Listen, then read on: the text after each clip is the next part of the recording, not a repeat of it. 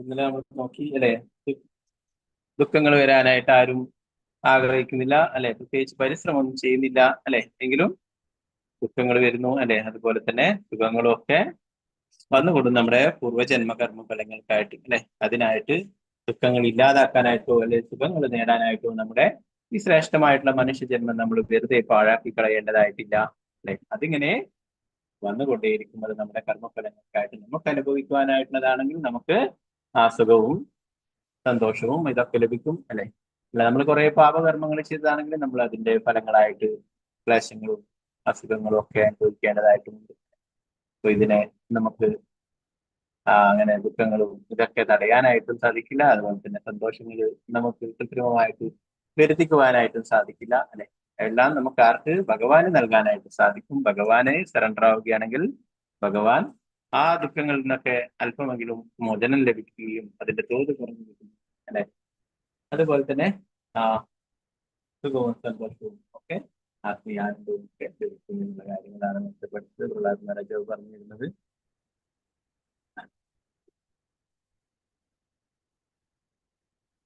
പറയുന്ന ഒരു വ്യക്തി തന്റെ ശരീരം ശക്തിയും ആരോഗ്യമുള്ളതായിരിക്കുന്നിടത്തോളം ജീവിതത്തിന്റെ അത്യുന്നത ലക്ഷ്യം നേടാൻ നിർബന്ധമായും മുട്ടി. അത്യുന്നത ലക്ഷ്യം എന്താണ്? ഭഗവാനുമായിട്ടുള്ള നമ്മുടെ ബന്ധം മനസ്സിലാക്കിയിട്ട് ആ ഭഗവാന്റെ ഭക്തിയുടെ സേവനത്തിലെ ഏർപ്പെടുകയൊക്കെയാണ്. ഓക്കെ, ആറാമത്തെ വളരെ പ്രധാനപ്പെട്ട ഒരു ശ്ലോകം. പലപ്പോഴും പറയും നമുക്ക് ഇനിയും കുറെ സമയമുണ്ടല്ലോ അല്ലെ. പല ആൾക്കാരും പറയുമ്പോൾ അങ്ങനെ പറയുന്ന കാര്യമാണ്. ഭഗവത്ഗീതയുടെ ക്ലാസ്സിന് ചേരുക, അല്ലെങ്കിൽ ഭഗവത്ഗീത വാങ്ങിക്കൂ, അത് വായിക്കൂ എന്നൊക്കെ പറയുമ്പോൾ, അല്ലെങ്കിൽ ഭാഗവതം വായിക്കൂ എന്നൊക്കെ പറയുമ്പോൾ ആൾക്കാർ പൊതുവെ പറയുന്ന കാര്യമാണ്. കുറച്ച് കഴിഞ്ഞിട്ട് ഇപ്പൊ ജോലിയും തിരക്ക്, ഓഫീസും തിരക്കൊക്കെയാണ് അല്ലെ, കുറച്ച് കഴിഞ്ഞിട്ട് ഇതൊക്കെ പഠിക്കാം. ആ സമയത്ത് നമ്മളൊരു കുട്ടിയെ സ്കൂളിലേക്ക് ചേർക്കുമ്പോൾ നമ്മളൊരു 65 വയസ്സുള്ള ആളെയോ അല്ലെ 70 വയസ്സുള്ള ആളെയാണ് ഒരു പുതിയ സ്കൂളിലേക്ക് ഒരു LKG-യിലൊക്കെ കൊണ്ട് ചേർക്കുക അല്ലെ UKG UKG-യിലൊക്കെ ചേർക്കുക അല്ല അല്ലെ. ചെറിയ കുട്ടികളെ നേരത്തെ പ്രഹ്ലാദ് മഹാരാജ് പറഞ്ഞ പോലെ കൗമാരി ആചരിക്കുക ഏറ്റവും ചെറിയ പ്രായത്തിൽ തന്നെയാണ് പഠിക്കേണ്ടത്. അപ്പൊ ആ ഭൗതിക വിദ്യാഭ്യാസമായാലും എല്ലാം എന്താ പറയാ ഒന്നിനും സാധിക്കാത്ത സമയത്തല്ല. ആ സമയത്ത് ഒരു 50 വയസ്സിനൊക്കെ ശേഷം അല്ലെ, 60 വയസ്സിനൊക്കെ ശേഷം നമുക്ക് പല നമ്മുടെ ഇന്ദ്രിയങ്ങളൊക്കെ അല്ലെ ശരിയായ രീതിയിൽ വർക്ക് ചെയ്യണമെന്നില്ല. കണ്ണിന് കാഴ്ചയൊക്കെ കുറയും, ചെവിക്ക് കേൾവിയൊക്കെ കുറയും അല്ലെ, സംസാരിക്കാനൊക്കെ ചില ആൾക്കാർക്ക് ബുദ്ധിമുട്ട്, അങ്ങനെ പല ബുദ്ധിമുട്ടുകളും ഉണ്ടാവും അല്ലെ പ്രായമാകുമ്പോൾ. പ്രായമാകുമ്പോഴല്ല പ്രഹ്ലാദ് മഹാരാജ് വരുന്നത്. അതുകൊണ്ട് കുട്ടിക്കാലത്തെ പരിശീലിക്കേണ്ടതാണ്. ഓക്കെ, നമുക്ക് അപ്പോഴും നോക്കാം എങ്ങനെയൊക്കെയാണ് പല അപ്പൊ ആൾക്കാർ പിന്നെ പിന്നെ പിന്നെ എന്ന് പറഞ്ഞിട്ട് വെക്കുന്നതാണ്. അപ്പൊ പ്രഹ്ലാദ് മഹാരാജ് പറയുന്നു എപ്പോഴാണ് ഇതിന് സമയം എന്നാണ് ചോദിക്കുന്നത്. ആറാമത് മഹാരാജ് കാണല്ലേ സ്ക്രീനി. ഓം നമോ ഭഗവതേ വാസുദേവായ.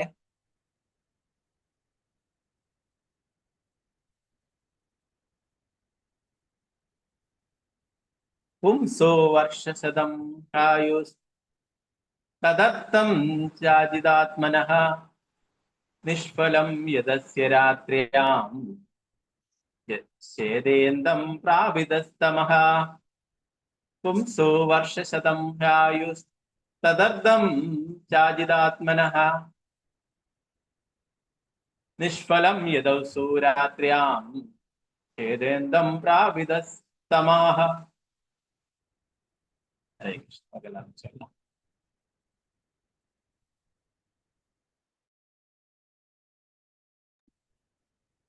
ഓം നമോ ഭഗവതേ വാസുദേവായ.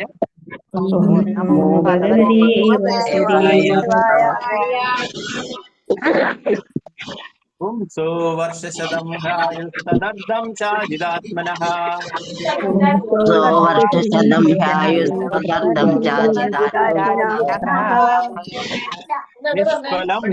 യദസ്യ രാത്ര്യാം യേദേന്ദം പ്രാപിതസ്തമഃ.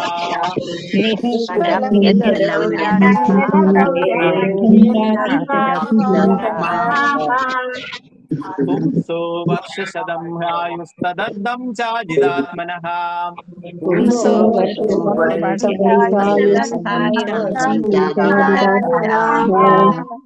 നിഷ്ഫലം യദസ്യ രാത്ര്യാം യേദേന്ദം പ്രാപിതസ്തമഃ. നിഷ്ഫലം അല്ലേ? അവരൊരാളായിട്ട് ചൊല്ലുന്നു.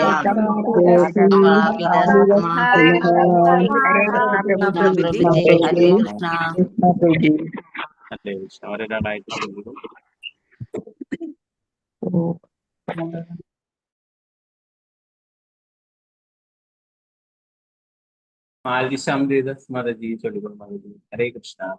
ഹരേ കൃഷ്ണ പ്രഭുജി. ഓം നമോ ഭഗവതേ വാസുദേവായ.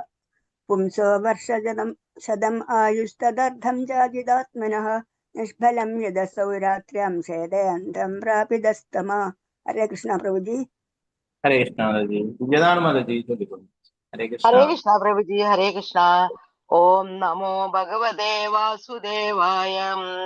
പുംസോ വർഷശതം ഹ്യായുസ് തദർദ്ധം ചാജിതാത്മനാഃ നിഷ്ഫലം യദസൗ രാത്ര്യാം ഛേദേന്ദം പ്രാപിതസ്തമഃ.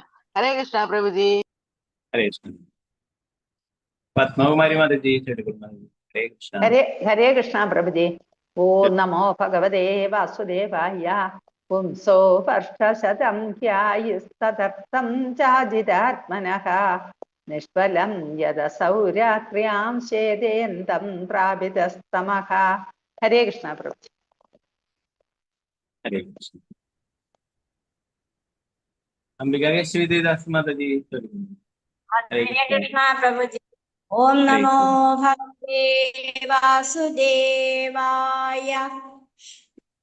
പുംസോ വർഷശതം ഹ്യായുസ്തദർത്ഥം ചാജിതാത്മനഃ നിഷ്ഫലം യദസൗ രാത്ര്യാം ഛേദേന്ദം പ്രാപിതസ്തമഃ. ഹരേ കൃഷ്ണ പ്രഭു. ഹരേ കൃഷ്ണ. രാമചന്ദ്ര പ്രഭു. ഹരേ കൃഷ്ണ. ഹരേ കൃഷ്ണ പ്രഭുജി.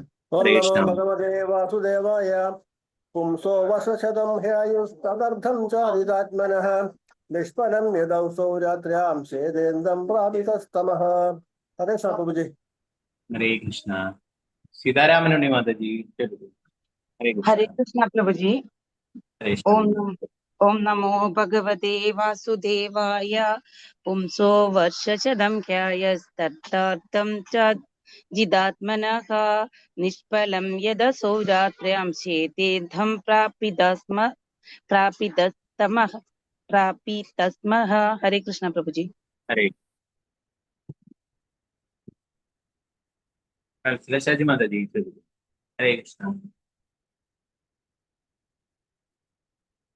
അൺമ്യൂട്ട് ചെയ്തോളൂ. ഹരേ കൃഷ്ണ.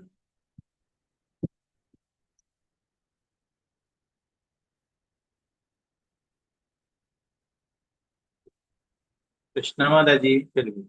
ഹരേ കൃഷ്ണ. ഹരേ കൃഷ്ണ പ്രഭുജി. ഓ നമോ ഭഗവതേ വാസുദേവായ. പുംസോ വർഷശതം ഹ്യായുസ്തദർത്ഥം ചാജിതാത്മനഃ നിഷ്ഫലം യദസൗ രാത്ര്യാം ഛേദേന്ദം പ്രാപിതസ്തമഃ. ഹരേ കൃഷ്ണ. ഹരേ കൃഷ്ണ. ഓക്കെ വത്സലശാജി മാതാജി പറ്റുമ്പോൾ ചൊല്ലിക്കൊള്ളൂ. ഞാൻ ഇവിടെ അൺമ്യൂട്ടിന്റെ ഓപ്ഷൻ കൊടുത്തിട്ടുണ്ട്. നിർമ്മല മാതാജി ചൊല്ലിക്കോളൂ. ഹരേ കൃഷ്ണ. ഹരേ കൃഷ്ണ പ്രഭുജി. ഓം നമോ ഭഗവതേ വാസുദേവായ. പുംസോ വർഷശതം ഹ്യായുസ്തദർദ്ധം ചാജിതാത്മനഃ നിഷ്ഫലം യദസൗ രാത്ര്യാം ഛേദേന്ദം പ്രാപിതസ്തമഃ. ഹരേ കൃഷ്ണ പ്രഭുജി. ഹരേ കൃഷ്ണ.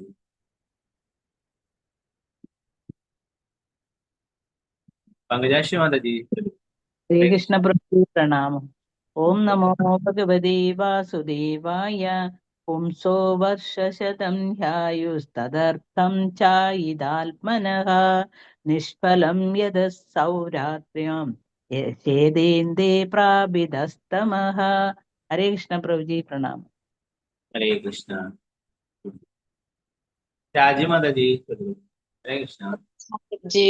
ഓം നമോ ഭഗവതേ വാസുദേവായ.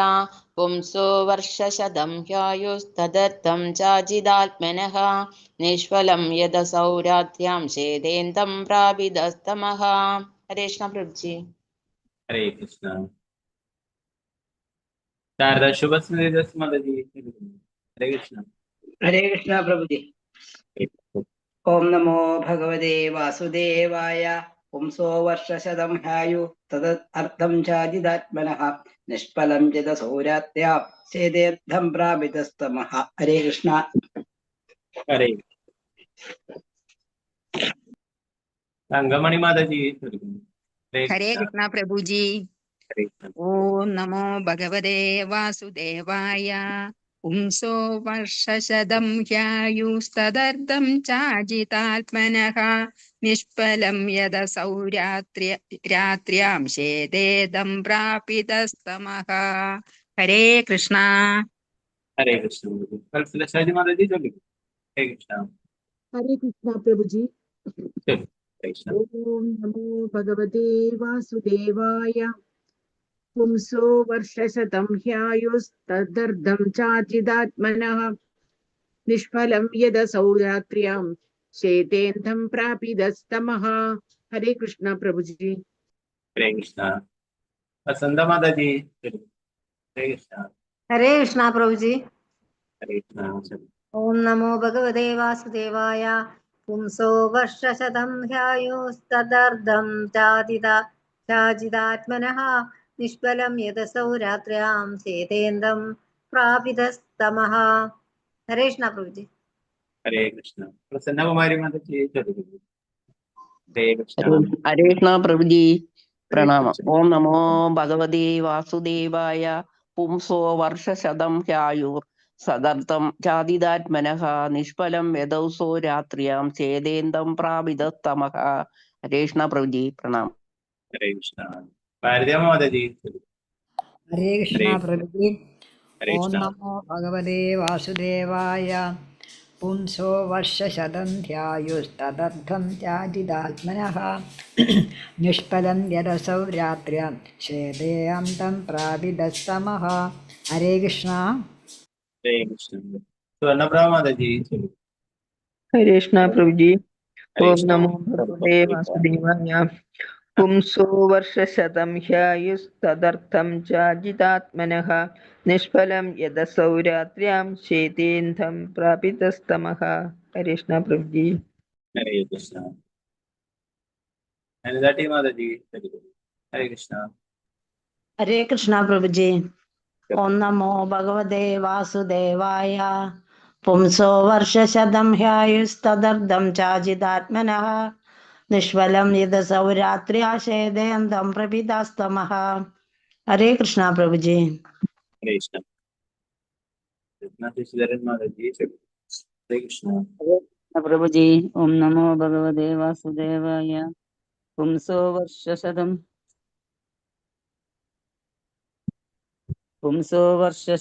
ഹ്യായുസ്തദർത്ഥം ചാദിതാത്മനഃ നിഷ്ഫലം യദസൗ രാത്ര്യാം ശേതേദം പ്രാപിതസ്തമഃ. ഹരേ കൃഷ്ണ പ്രഭുജി. പ്രണാമം. ഹരേ കൃഷ്ണ. ശോഭവിജയ മാതാജി ചൊല്ലിക്കൂ. ഹരേ കൃഷ്ണ. ഹരേ കൃഷ്ണ പ്രഭുജി. ഓം നമോ ഭഗവതേ വാസുദേവായ. പുംസാ വർഷശതം ഹി ആയുസ്തദർത്ഥം ചാജിതാത്മനഃ നിഷ്ഫലം യദസോ രാത്ര്യാം ശേതേ അന്തം പ്രാപിതസ്തമഃ. ഹരേ കൃഷ്ണ പ്രഭുജി. ഹരേ കൃഷ്ണ. ഓക്കെ, മറ്റുള്ളവർ അടുത്ത്.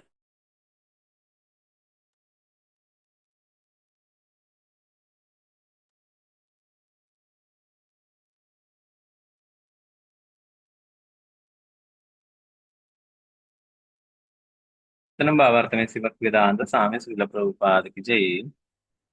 ഒരു മനുഷ്യജീവിക്ക് പരമാവധി 100 വർഷം ആയുസ്സുണ്ട്. എന്നാൽ ഇന്ദ്രിയങ്ങളെ നിയന്ത്രിക്കാൻ കഴിയാത്ത ഒരുവൻ രാത്രികളിൽ അജ്ഞതയാൽ മറയ്ക്കപ്പെട്ട് ഉറങ്ങുന്നതിനാൽ അയാൾക്ക് ആ വർഷങ്ങളിൽ പാതിയും സമ്പൂർണമായി നഷ്ടപ്പെടുന്നു. അതിനാൽ അത്തരം ഒരു വ്യക്തിയുടെ ആയുസ് 50 വർഷം മാത്രമാകും. ബ്രഹ്മാവും ഒരു മനുഷ്യജീവിയും ഒരു ഉറുമ്പും 100 വർഷം ജീവിക്കുന്നു. പക്ഷേ അവരുടെ 100 വർഷത്തിന്റെ ജീവിതകാലം ഒന്നിൻ്റേതിൽ നിന്നും മറ്റൊന്നിൻ്റേത് വ്യത്യസ്തമാണ്. ഈ ലോകം ഒരാപേക്ഷിക ലോകമാണ്. ഇത് സമയത്തിന്റെ ആപേക്ഷിക നിമിഷങ്ങളും വ്യത്യസ്തമാണ്. അതുകൊണ്ട് ബ്രഹ്മാവിന്റെ 100 വർഷവും ഒരു മനുഷ്യ ജീവിയുടെ 100 വർഷവും ഒരുപോലെയല്ല. ബ്രഹ്മാവിന്റെ ഒരു പകലിന്റെ 12 മണിക്കൂർ 43 ലക്ഷം ഇൻറ്റു 1000 വർഷങ്ങൾക്ക്, അഥവാ സഹസ്രയുഗ പര്യന്തം അഹ്യത് ബ്രഹ്മണോ വിദുഹു എന്ന് ഭഗവത്ഗീതയിൽ പറയും. തുല്യമാണെന്ന് ഭഗവത്ഗീതയിൽ നിന്ന് നാം മനസ്സിലാക്കും. അപ്രകാരം 100 വർഷം എന്നത് സമയം, വ്യക്തി, പരിതസ്ഥിതികൾ എന്നിവയ്ക്കനുസരിച്ച് ആപേക്ഷികമായി വിഭിന്നമായിരിക്കും. മനുഷ്യജീവികളിലെ സാധാരണ ജനങ്ങളെ സംബന്ധിച്ച് ഇവിടെ കൊടുത്തിട്ടുള്ള കണക്ക് ശരിയാണ്. ഒരുവന് 100 വർഷം ജീവിത കാലയളവ് ഉണ്ടെങ്കിൽ പോലും അതിൽ പകുതിയും ഉറക്കത്തിന് വേണ്ടിയിട്ട് നഷ്ടപ്പെടുത്തുന്നു.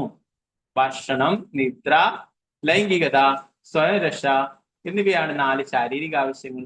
പക്ഷെ ജീവിത കാലയളവ് മുഴുവൻ ആധ്യാത്മിക ബോധത്തിന്റെ ഉന്നതിക്ക് വേണ്ടി ഉപയോഗിക്കുവാൻ ആഗ്രഹിക്കുന്ന ഒരു വ്യക്തിക്ക് മേൽപ്പറഞ്ഞ ആവശ്യങ്ങൾ ചുരുക്കാൻ കഴിയും.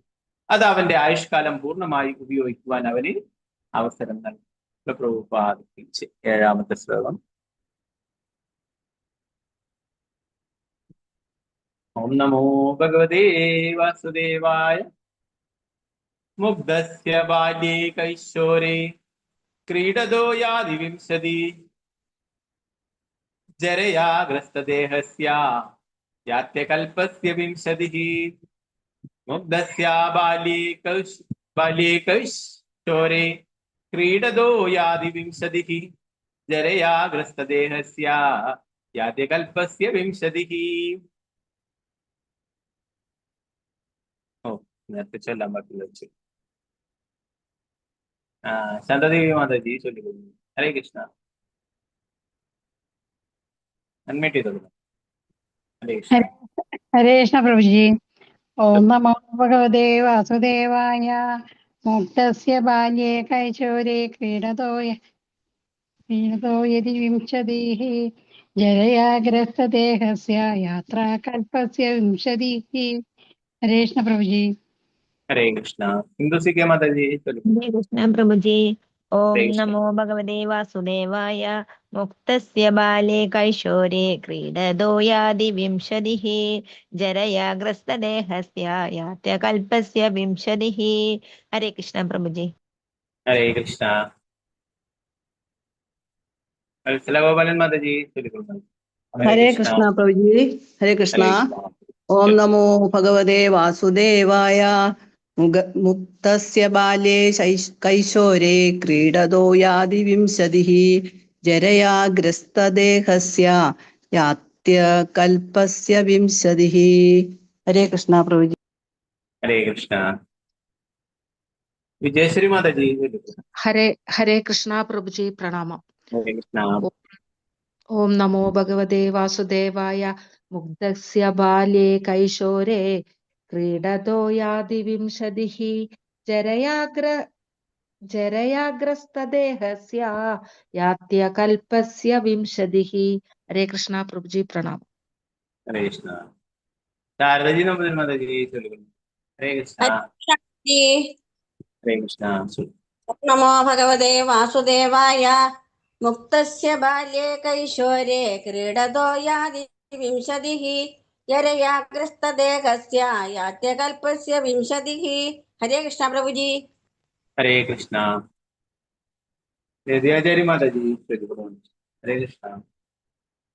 ഹരേ കൃഷ്ണ പ്രഭുജി. ഓം നമോ ഭഗവതേ വാസുദേവായ. മുക്തസ്യ ബാല്യേ കൈശോരേ ക്രീഡതോ യാതി വിംശതിഃ ജരയാഗ്രസ്തദേഹസ്യ യാത്യകൽപസ്യ വിംശതിഃ. ഹരേ കൃഷ്ണ പ്രഭുജി. ഹരേ കൃഷ്ണ. ഗീതാസി മാതാജി ചൊല്ലിക്കൊള്ളു. ഹരേ കൃഷ്ണ. ഹരേ കൃഷ്ണ പ്രഭുജി. ശരി. ഓം നമോ ഭഗവതേ വാസുദേവായ. മുഗ്ധസ്യ ബാല്യേ കൈശോരേ ക്രീഡതോ യാതി വിംശതിഃ ജരയാഗ്രസ്തദേഹസ്യ യാത്യകൽപസ്യ വിംശതിഃ. ഹരേ കൃഷ്ണ പ്രഭുജി. പ്രണാമം. ഹരേ കൃഷ്ണ. മഹിമാതാജി ചൊല്ലിക്കൊള്ളു. ഹരേ കൃഷ്ണ. ഹരേ കൃഷ്ണ പ്രഭുജി. ഓം നമോ ഭഗവതേ വാസുദേവായ. മുഗ്ധസ്യ ബാല്യേ കൈശോരേ ക്രീഡതോ യാതി വിംശതിഃ ജരയാഗ്രസ്തദേഹസ്യ യാതി കൽപസ്യ വിംശതിഃ. ഹരേ കൃഷ്ണ പ്രഭുജി. ഹരേ കൃഷ്ണ. അനുപ്രതി മാതാജി ചൊല്ലിക്കൊള്ളു. ഹരേ കൃഷ്ണ. ഹരേ കൃഷ്ണ പ്രഭുജി. ചൊല്ലിക്കൊള്ളു. ഹരേ കൃഷ്ണ. ഓം നമോ ഭഗവതേ വാസുദേവായ. മുക്തസ്യ ബാല്യേ കൈശോരേ ക്രീഡതോ യാതി വിംശതിഃ ജരയാഗ്രസ്തദേഹസ്യ യാത്യകൽപസ്യ വിംശതിഃ. हरे कृष्णा प्रभु जी। हरे कृष्णा। गीताटी माता जी चलो। हरे कृष्णा प्रभु जी। प्रणाम प्रभु जी। ओम नमो भगवते वासुदेवाय। तस्य बाल्ये कैशोरे क्रीडतो यादिविंशतिः जरया ग्रस्तदेहस्य यात्यकल्पस्य विंशतिः। हरे कृष्णा। हरे कृष्णा। जय जय माता जी चलो। हरे कृष्णा। हरे कृष्णा प्रभु जी। ओम नमो भगवते वासुदेवाय। मुक्तस्य बाल्ये कैशोरे क्रीडतो याति विंशतिः जरयाग्रस्तदेहस्य यात्यकल्पस्य विंशतिः। हरे कृष्ण। हरे कृष्णा।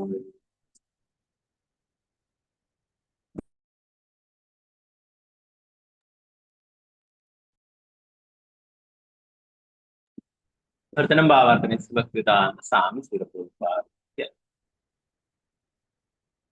എന്റെ വേർഡ് ടു വേർഡ് മീനിങ് നോക്കാൻ നമുക്കത് കുറച്ച് മുഗ്ധസ്യ സംഭ്രാന്തനായി, ബാല്യേ ശൈശവത്തിൽ, കൈശോരെ ബാല്യത്തിൽ, ക്രീഡത കളിക്കുക, യാതി കടന്നു പോവുക, വിംശതി 20 വർഷം, ജരയാ ശേഷിയില്ലായ്മയാൽ, ഗ്രസ്തദേഹസ്യ ഉപയോഗശൂന്യമായ ശരീരമുള്ളയാൾ, യാതി കടന്നു പോകുന്നു, അകൽപസ്യ ദൃഢനിശ്ചയമില്ലാത്ത ഭൗതിക കർമ്മങ്ങൾ പോലും നിർവഹിക്കുവാൻ കഴിവില്ലാത്ത, വിംശതിഹി അടുത്ത 20 വർഷം. വിവർത്തനം ഭാവാർത്ഥമേ സുഭക്തിദാന്ത സ്വാമി സുരപ്രഭുപാദ. ശൈശവത്തിന്റെ 10 വർഷം അന്താളിപ്പിലൂടെ കടന്നു പോകുന്നു. അതുപോലെ ബാല്യത്തിൽ ഈ കളികളിലും വിനോദങ്ങളിലും മുഴുകി വീണ്ടും ഒരു 10 വർഷം കടത്തിവിടുന്നു. ജീവിതത്തിൽ 20 വർഷം പാഴാകുന്നു. അതുപോലെ വാർദ്ധക്യത്തിൽ ഭൗതിക കർമ്മങ്ങൾ പോലും നിർവഹിക്കുവാൻ കഴിവില്ലാതാകുമ്പോഴും ഒരുവന്റെ മറ്റൊരു 20 വർഷം പാഴാകും. ഭാവാർത്ഥമേ ഭക്തിവേദാന്ത സ്വാമി ശ്രീലപ്രഭുപാദ. ഒരുവൻ കുട്ടിക്കാലത്ത് കൃഷ്ണാബോധമില്ലാതെ 20 വർഷം പാഴാക്കുന്നു. അതുപോലെ തന്നെ വാർദ്ധക്യകാലത്ത് ഭൗതിക കർമ്മങ്ങളൊന്നും നിർവഹിക്കുവാൻ കഴിവില്ലാതെയും പുത്രന്മാരും പൗത്രന്മാരും എന്തൊക്കെയാവും ചെയ്തു കൂട്ടുകയെന്നും തന്റെ എസ്റ്റേറ്റ് എങ്ങനെ സംരക്ഷിക്കപ്പെടുമെന്നും മറ്റുമുള്ള ചിന്തകളാൽ ആദി പിടിച്ചും വീണ്ടും ഒരു 20 വർഷം പാഴാക്കുന്നു. ഈ വർഷങ്ങളിൽ പകുതിയും ഉറങ്ങാൻ ചെലവഴിക്കുന്നു. അതിനു പുറമെ ഒരുവൻ അവന്റെ ശേഷിക്കുന്ന 30 വർഷം രാത്രികളിൽ ഉറങ്ങാൻ ഉപയോഗിക്കുന്നു.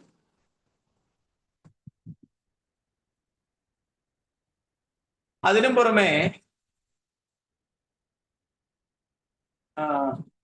അവശേഷിക്കുന്ന 30 വർഷം രാത്രികളിൽ ഉറങ്ങാൻ ഉപയോഗിക്കുന്നു. ഈ വിധത്തിൽ ജീവിതത്തിന്റെ ലക്ഷ്യം എന്താണെന്നും മനുഷ്യ ജീവിതം എങ്ങനെയാണ് ചെലവഴിക്കേണ്ടതെന്നും അറിവില്ലാത്ത ഒരു വ്യക്തിയുടെ ആയുസിന്റെ 100 വർഷത്തിൽ 70 വർഷവും വെറുതെ നഷ്ടപ്പെടുന്നു. പ്രഭുപാദി ജയ്. 8ാമത്തെ ശ്ലോകം. ഓം നമോ ഭഗവതേ വാസുദേവായ. ദുരാപൂരേണ കാമേന മോഹേന ച ബലീയസാ ശേഷം ഗൃഹേഷു സക്തസ്യ പ്രമത്തസ്യ പയാദിഹി.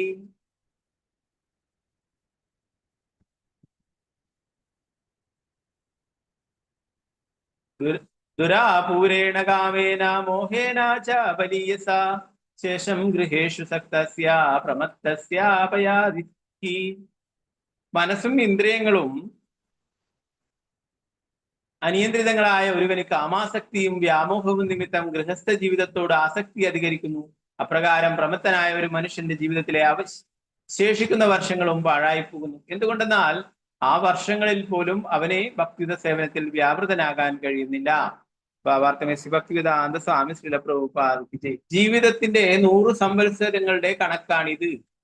ഈ യുഗത്തിൽ 100 വർഷം ആയുസ്സിന് പൊതുവെ സാധ്യതയില്ലെങ്കിൽ പോലും, അഥവാ ഒരുവന് 100 വർഷം ആയുസ് ലഭിച്ചാൽ പോലും അവൻ അതിൽ 50 വർഷവും ഉറങ്ങിയും ശൈശവത്തിലും ബാല്യത്തിലുമായി 20 വർഷവും വാർദ്ധക്യത്തിന്റെ ആതുരത്വത്തിൽ അഥവാ ജരാവ്യാധിയിൽ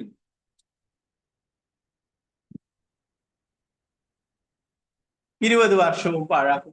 അവശേഷിക്കുന്നത് ഏതാനും വർഷം മാത്രം. അതും ഗൃഹസ്ഥ ജീവിതത്തോടുള്ള അമിതാസക്തി മൂലം ദൈവാവബോധമില്ലാതെ അലക്ഷ്യമായി ചെലവഴിക്കുന്നു. ആയതിനാൽ ഒരുവൻ ജീവിതത്തിന്റെ ആരംഭത്തിൽ തന്നെ ഒരു പരിപൂർണ ബ്രഹ്മചാരിയായി പരിശീലിപ്പിക്കപ്പെടണം. ഗൃഹസ്ഥാശ്രമിയാകുമ്പോൾ ഇന്ദ്രിയ നിയന്ത്രണവും ക്രമീകൃതത്വങ്ങളും പാലിക്കണം. പിന്നീട് വാനപ്രസ്ഥം സ്വീകരിച്ച് വനത്തിൽ പോവുകയും തുടർന്ന് സന്യാസം സ്വീകരിക്കുകയും ചെയ്യണം. ഇതാണ് ജീവിതത്തിന്റെ പരിപൂർണത. അജിതേന്ദ്രിയർ അഥവാ ഇന്ദ്രിയങ്ങളെ നിയന്ത്രിക്കാൻ കഴിയാത്തവർ ജീവിതത്തിന്റെ പ്രാരംഭത്തിൽ തന്നെ ഇന്ദ്രിയ പ്രീണനത്തിന് വേണ്ടി മാത്രം വിദ്യാഭ്യാസം ചെയ്യിക്കപ്പെടുന്നു. പാശ്ചാത്യ രാജ്യങ്ങളിൽ കാണപ്പെടുന്നത് പോലെ അപ്രകാരം മുഴുവൻ ആയുസ്സായ 100 വർഷവും പാഴാക്കപ്പെടുകയും ദുരുപയോഗം ചെയ്യപ്പെടുകയും അവസാനം മരണസമയത്ത് മനുഷ്യന്റേത് പോലും ആയിരിക്കാൻ സാധ്യതയില്ലാത്ത ഏതെങ്കിലും ഒരു ശരീരത്തിലേക്ക് ദേഹാന്തര പ്രാപ്തി നടത്തേണ്ടി വരികയും ചെയ്യും. ആയുഷിന്റെ 100 വർഷത്തിന്റെ അന്ത്യത്തിൽ പോലും ഒരു മനുഷ്യജീവിയായി തപസ്യോടെ അഥവാ തപസ്സുകളും വ്രതങ്ങളും അനുഷ്ഠിച്ച് ജീവിക്കുവാൻ കഴിയാത്ത മനുഷ്യനെ നിശ്ചയമായും പൂച്ചകളുടെയും നായ്ക്കളുടെയും പന്നികളുടെയും പോലുള്ള ശരീരങ്ങൾ സ്വീകരിക്കേണ്ടി വരും. അതുകൊണ്ട് വിഷയാസക്തമായ ഈ ജീവിതം അത്യന്തം സാഹസികമാണ്. ശ്രീല പ്രഭുപാദ് കീ ജയ്.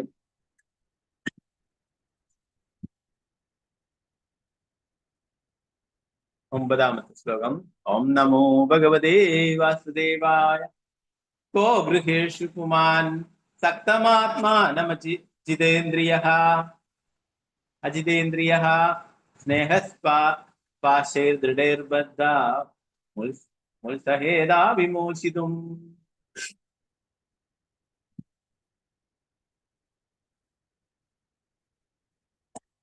കോ ഗൃഹേഷു പുമാൻ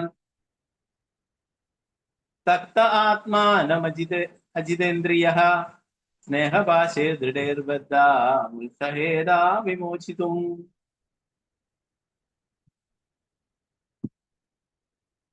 ഇന്ദ്രിയങ്ങളെ നിയന്ത്രിക്കാൻ കഴിയാതെ ഗൃഹസ്ഥ ജീവിതത്തോട് അത്യാസക്തനാകുന്ന ഒരു വ്യക്തിക്ക് എങ്ങനെയാണ് സ്വയം മോചിപ്പിക്കുവാൻ കഴിയുക? ആസക്തനായ ഒരു ഗൃഹസ്ഥൻ കുടുംബത്തോടുള്ള അഥവാ ഭാര്യ, കുട്ടികൾ, മറ്റു ബന്ധുക്കൾ എന്നിവരുള്ള സ്നേഹത്തിന്റെ പാശങ്ങളാൽ വളരെ ശക്തമായി ബന്ധിതനായിരിക്കും. ഭക്തിവേദാന്ത സ്വാമി. കൗമാര ആചരയത് പ്രജ്ഞോ ധർമാൻ ഭാഗവതാനി. പര്യാപ്തമായ ബുദ്ധിയുള്ള ഒരുവൻ മനുഷ്യ ജീവിതത്തിന്റെ ആരംഭം മുതലേ, ശൈശവം മുതലേ മറ്റെല്ലാ കാര്യങ്ങളും ഉപേക്ഷിച്ച് ഭക്തിത സേവനത്തിൽ മുഴുകുവാൻ പരിശീലിപ്പിക്കപ്പെടണം എന്നായിരുന്നു പ്രഹ്ലാദ് മഹാരാജന്റെ പ്രഥമ നിർദ്ദേശം. ധർമാൻ ഭാഗവതാൻ എന്നാൽ ഭഗവാനുമായുള്ള നമ്മുടെ ബന്ധം പുനഃസ്ഥാപിക്കുവാനുള്ള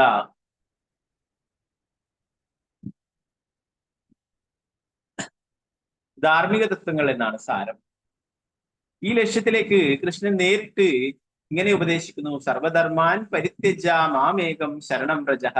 മറ്റെല്ലാ ധർമ്മങ്ങളും ഉപേക്ഷിച്ച് എന്നെ ശരണം പ്രാപിക്കുക. ഭൗതിക ലോകത്തിലായിരിക്കുമ്പോൾ നാം പല തത്വങ്ങളുടെയും പേരിൽ ധാരാളം ധർമ്മങ്ങൾ ഉൽപ്പാദിപ്പിക്കുന്നു. പക്ഷെ നമ്മുടെ യഥാർത്ഥ ധർമ്മം ജനനം, മരണം, വാർദ്ധക്യം, രോഗം എന്നിവകളുടെ ആവർത്തന ചക്രത്തിൽ നിന്ന് നമ്മളെ തന്നെ മോചിപ്പിക്കുക എന്നതാണ്. ഈ ലക്ഷ്യത്തിലേക്ക് മുന്നേറുന്നതിന് ഒരാൾ ആദ്യം തന്നെ ഭൗതിക ബന്ധനത്തിൽ നിന്നും, പ്രത്യേകിച്ച് ഗൃഹസ്ഥ ജീവിതത്തിന്റെ കെട്ടുപാടുകളിൽ നിന്നും സ്വതന്ത്രനാകും. ഗൃഹസ്ഥ ജീവിതം വാസ്തവത്തിൽ ഭൗതികമായി ആസക്തനായ ഒരു വ്യക്തിക്ക് ക്രമീകൃത തത്വങ്ങൾക്ക് കീഴിൽ ഇന്ദ്രിയാസ്വാദനത്തിന് നൽകുന്ന അനുമതിയാണ്. അല്ലാത്ത പക്ഷം ഗൃഹസ്ഥ ജീവിതത്തിൽ പ്രവേശിക്കേണ്ട ഒരു ആവശ്യവുമില്ല. ഗൃഹസ്ഥ ജീവിതത്തിൽ പ്രവേശിക്കുന്നതിന് മുമ്പ് ഒരുവൻ ഗുരുകുലത്തിൽ ഗുരുവിന്റെ നിരീക്ഷണത്തിൽ ബ്രഹ്മചര്യം അനുഷ്ഠിക്കണം. ബ്രഹ്മചാരി ഗുരുകുലേ വസന്താന്തോ ഗുരോർഹിതം. ശ്രീമദ് ഭാഗവതം 7:12 പറയുന്നു. ബ്രഹ്മചാരി ആരംഭത്തിൽ തന്നെ എല്ലാം ഗുരുവിന്റെ പ്രയോജനത്തിന് വേണ്ടി ത്യജിക്കുവാൻ പരിശീലിപ്പിക്കപ്പെടണം. ഒരു ബ്രഹ്മചാരി വീടുകൾ തോറും കയറി എല്ലാ സ്ത്രീകളെയും മാതാവെന്ന് അഭിസംബോധന ചെയ്ത് ഭിക്ഷയാചിച്ച് ശേഖരിക്കുന്നതെല്ലാം ഗുരുവിന്റെ പ്രയോജനത്തിന് വേണ്ടി ആയിരിക്കുകയും വേണം. ഇന്ദ്രിയങ്ങളെ നിയന്ത്രിക്കേണ്ടത് എങ്ങനെയെന്നും ഗുരുവിന് വേണ്ടി ത്യാഗം സഹിക്കേണ്ടത് എങ്ങനെയെന്നും ഈ വിധത്തിൽ അവൻ അഭ്യസിക്കും. പൂർണ്ണമായി പരിശീലനം സിദ്ധിച്ചു കഴിയുമ്പോൾ അവന് താല്പര്യമുണ്ടെങ്കിൽ അവനെ വിവാഹിതനാകാൻ അനുവദിക്കും. അപ്രകാരം അവൻ ഇന്ദ്രിയങ്ങളെ തൃപ്തിപ്പെടുത്തുന്നതിനെ മാത്രം പരിശീലിപ്പിക്കപ്പെടുന്ന ഒരു സാധാരണ ഗൃഹസ്ഥനിൽ നിന്നും വ്യത്യസ്തനായിത്തീരും. പരിശീലനം ലഭിച്ച ഒരു ഗൃഹസ്ഥന് ക്രമേണ ഗൃഹസ്ഥ ജീവിതം ഉപേക്ഷിച്ച് ആധ്യാത്മിക ജീവിതത്തിൽ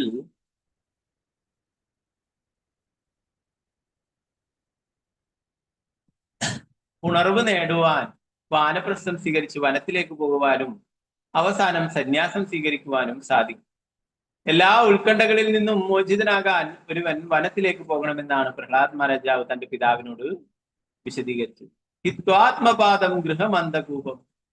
ഒരുവൻ ഭൗതികാസ്ത്രത്തിന്റെ അന്ധകാരവൃതമായ മേഖലകളിലേക്ക് അധികം ആണ്ടുപോകുന്ന സ്ഥലമായ ഗൃഹം നിർബന്ധമായും ഉപേക്ഷിക്കണം.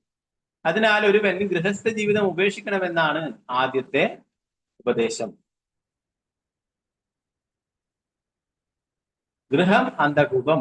അനിയന്ത്രിതങ്ങളായ ഇന്ദ്രിയങ്ങൾ നിമിത്തം ഒരുവൻ ഗൃഹസ്ഥ ജീവിതമാകുന്ന അന്ധകൂപത്തിൽ തുടരുന്നതിന് മുൻഗണന നൽകുന്ന പക്ഷം അവൻ അവന്റെ ഭാര്യയോടും കുട്ടികളോടും വൃദ്ധരോടും ഭവനത്തോടും ധനത്തോടും സ്നേഹത്തിന്റെ പാശങ്ങളാൽ കൂടുതൽ ബന്ധിതനായിത്തീരും. അങ്ങനെയുള്ള ഒരു വ്യക്തിക്ക് ഭൗതിക ബന്ധനത്തിൽ നിന്നും മോചനം നേടാൻ കഴിയില്ല. അതിനാൽ ജീവിതത്തിന്റെ ആരംഭം മുതലേ ഒന്നാന്തരം ബ്രഹ്മചാരികളായി തീരാൻ കുട്ടികളെ പരിശീലിപ്പിക്കണം. അങ്ങനെ ആയാൽ ഭാവിയിൽ ഗൃഹസ്ഥ ജീവിതം ഉപേക്ഷിക്കുവാൻ അവർ പ്രാപ്തരാകും. സ്വഭവനത്തിലേക്ക് ഭഗവാനിലേക്ക് മടങ്ങണമെങ്കിൽ ഒരുവൻ പരിപൂർണമായും ഭൗതിക ബന്ധനത്തിൽ നിന്നും മോചിതനാകണം. അതിനാൽ ഭക്തിയോഗം എന്നതിന്റെ അർത്ഥം വൈരാഗ്യ വിദ്യ അഥവാ ഭൗതികാസ്വാദനത്തിൽ അരുചി വളർത്തിയെടുക്കുന്ന കല എന്നാണ്. വാസുദേവേ ഭഗവതി ഭക്തിയോഗ പ്രയോജിത ജനേതി ആശു വൈരാഗ്യം ജ്ഞാനം ചായത് അഹൈതുകം.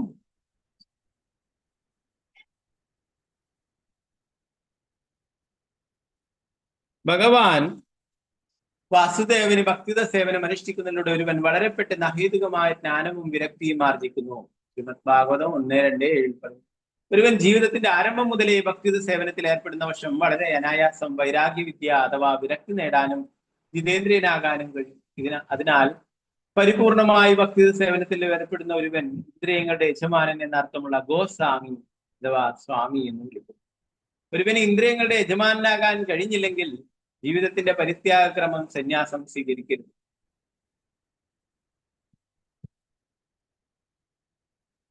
ഭൗതികാസ്വാദനത്തോടുള്ള ശക്തമായ ചായവാണ് ഭൗതിക ശരീരത്തിന് കാരണം. പരിപൂർണമായ ജ്ഞാനം കൂടാതെ ഒരുവന് ഭൗതികാസ്വാദനത്തിൽ വിരക്തനാകാൻ കഴിയില്ല. ആ തലത്തിൽ എത്താത്തിടത്തോളം അയാൾ ഭഗവത് ധാമത്തിലേക്ക് മടങ്ങാൻ യോഗ്യനാവുകയുമില്ല.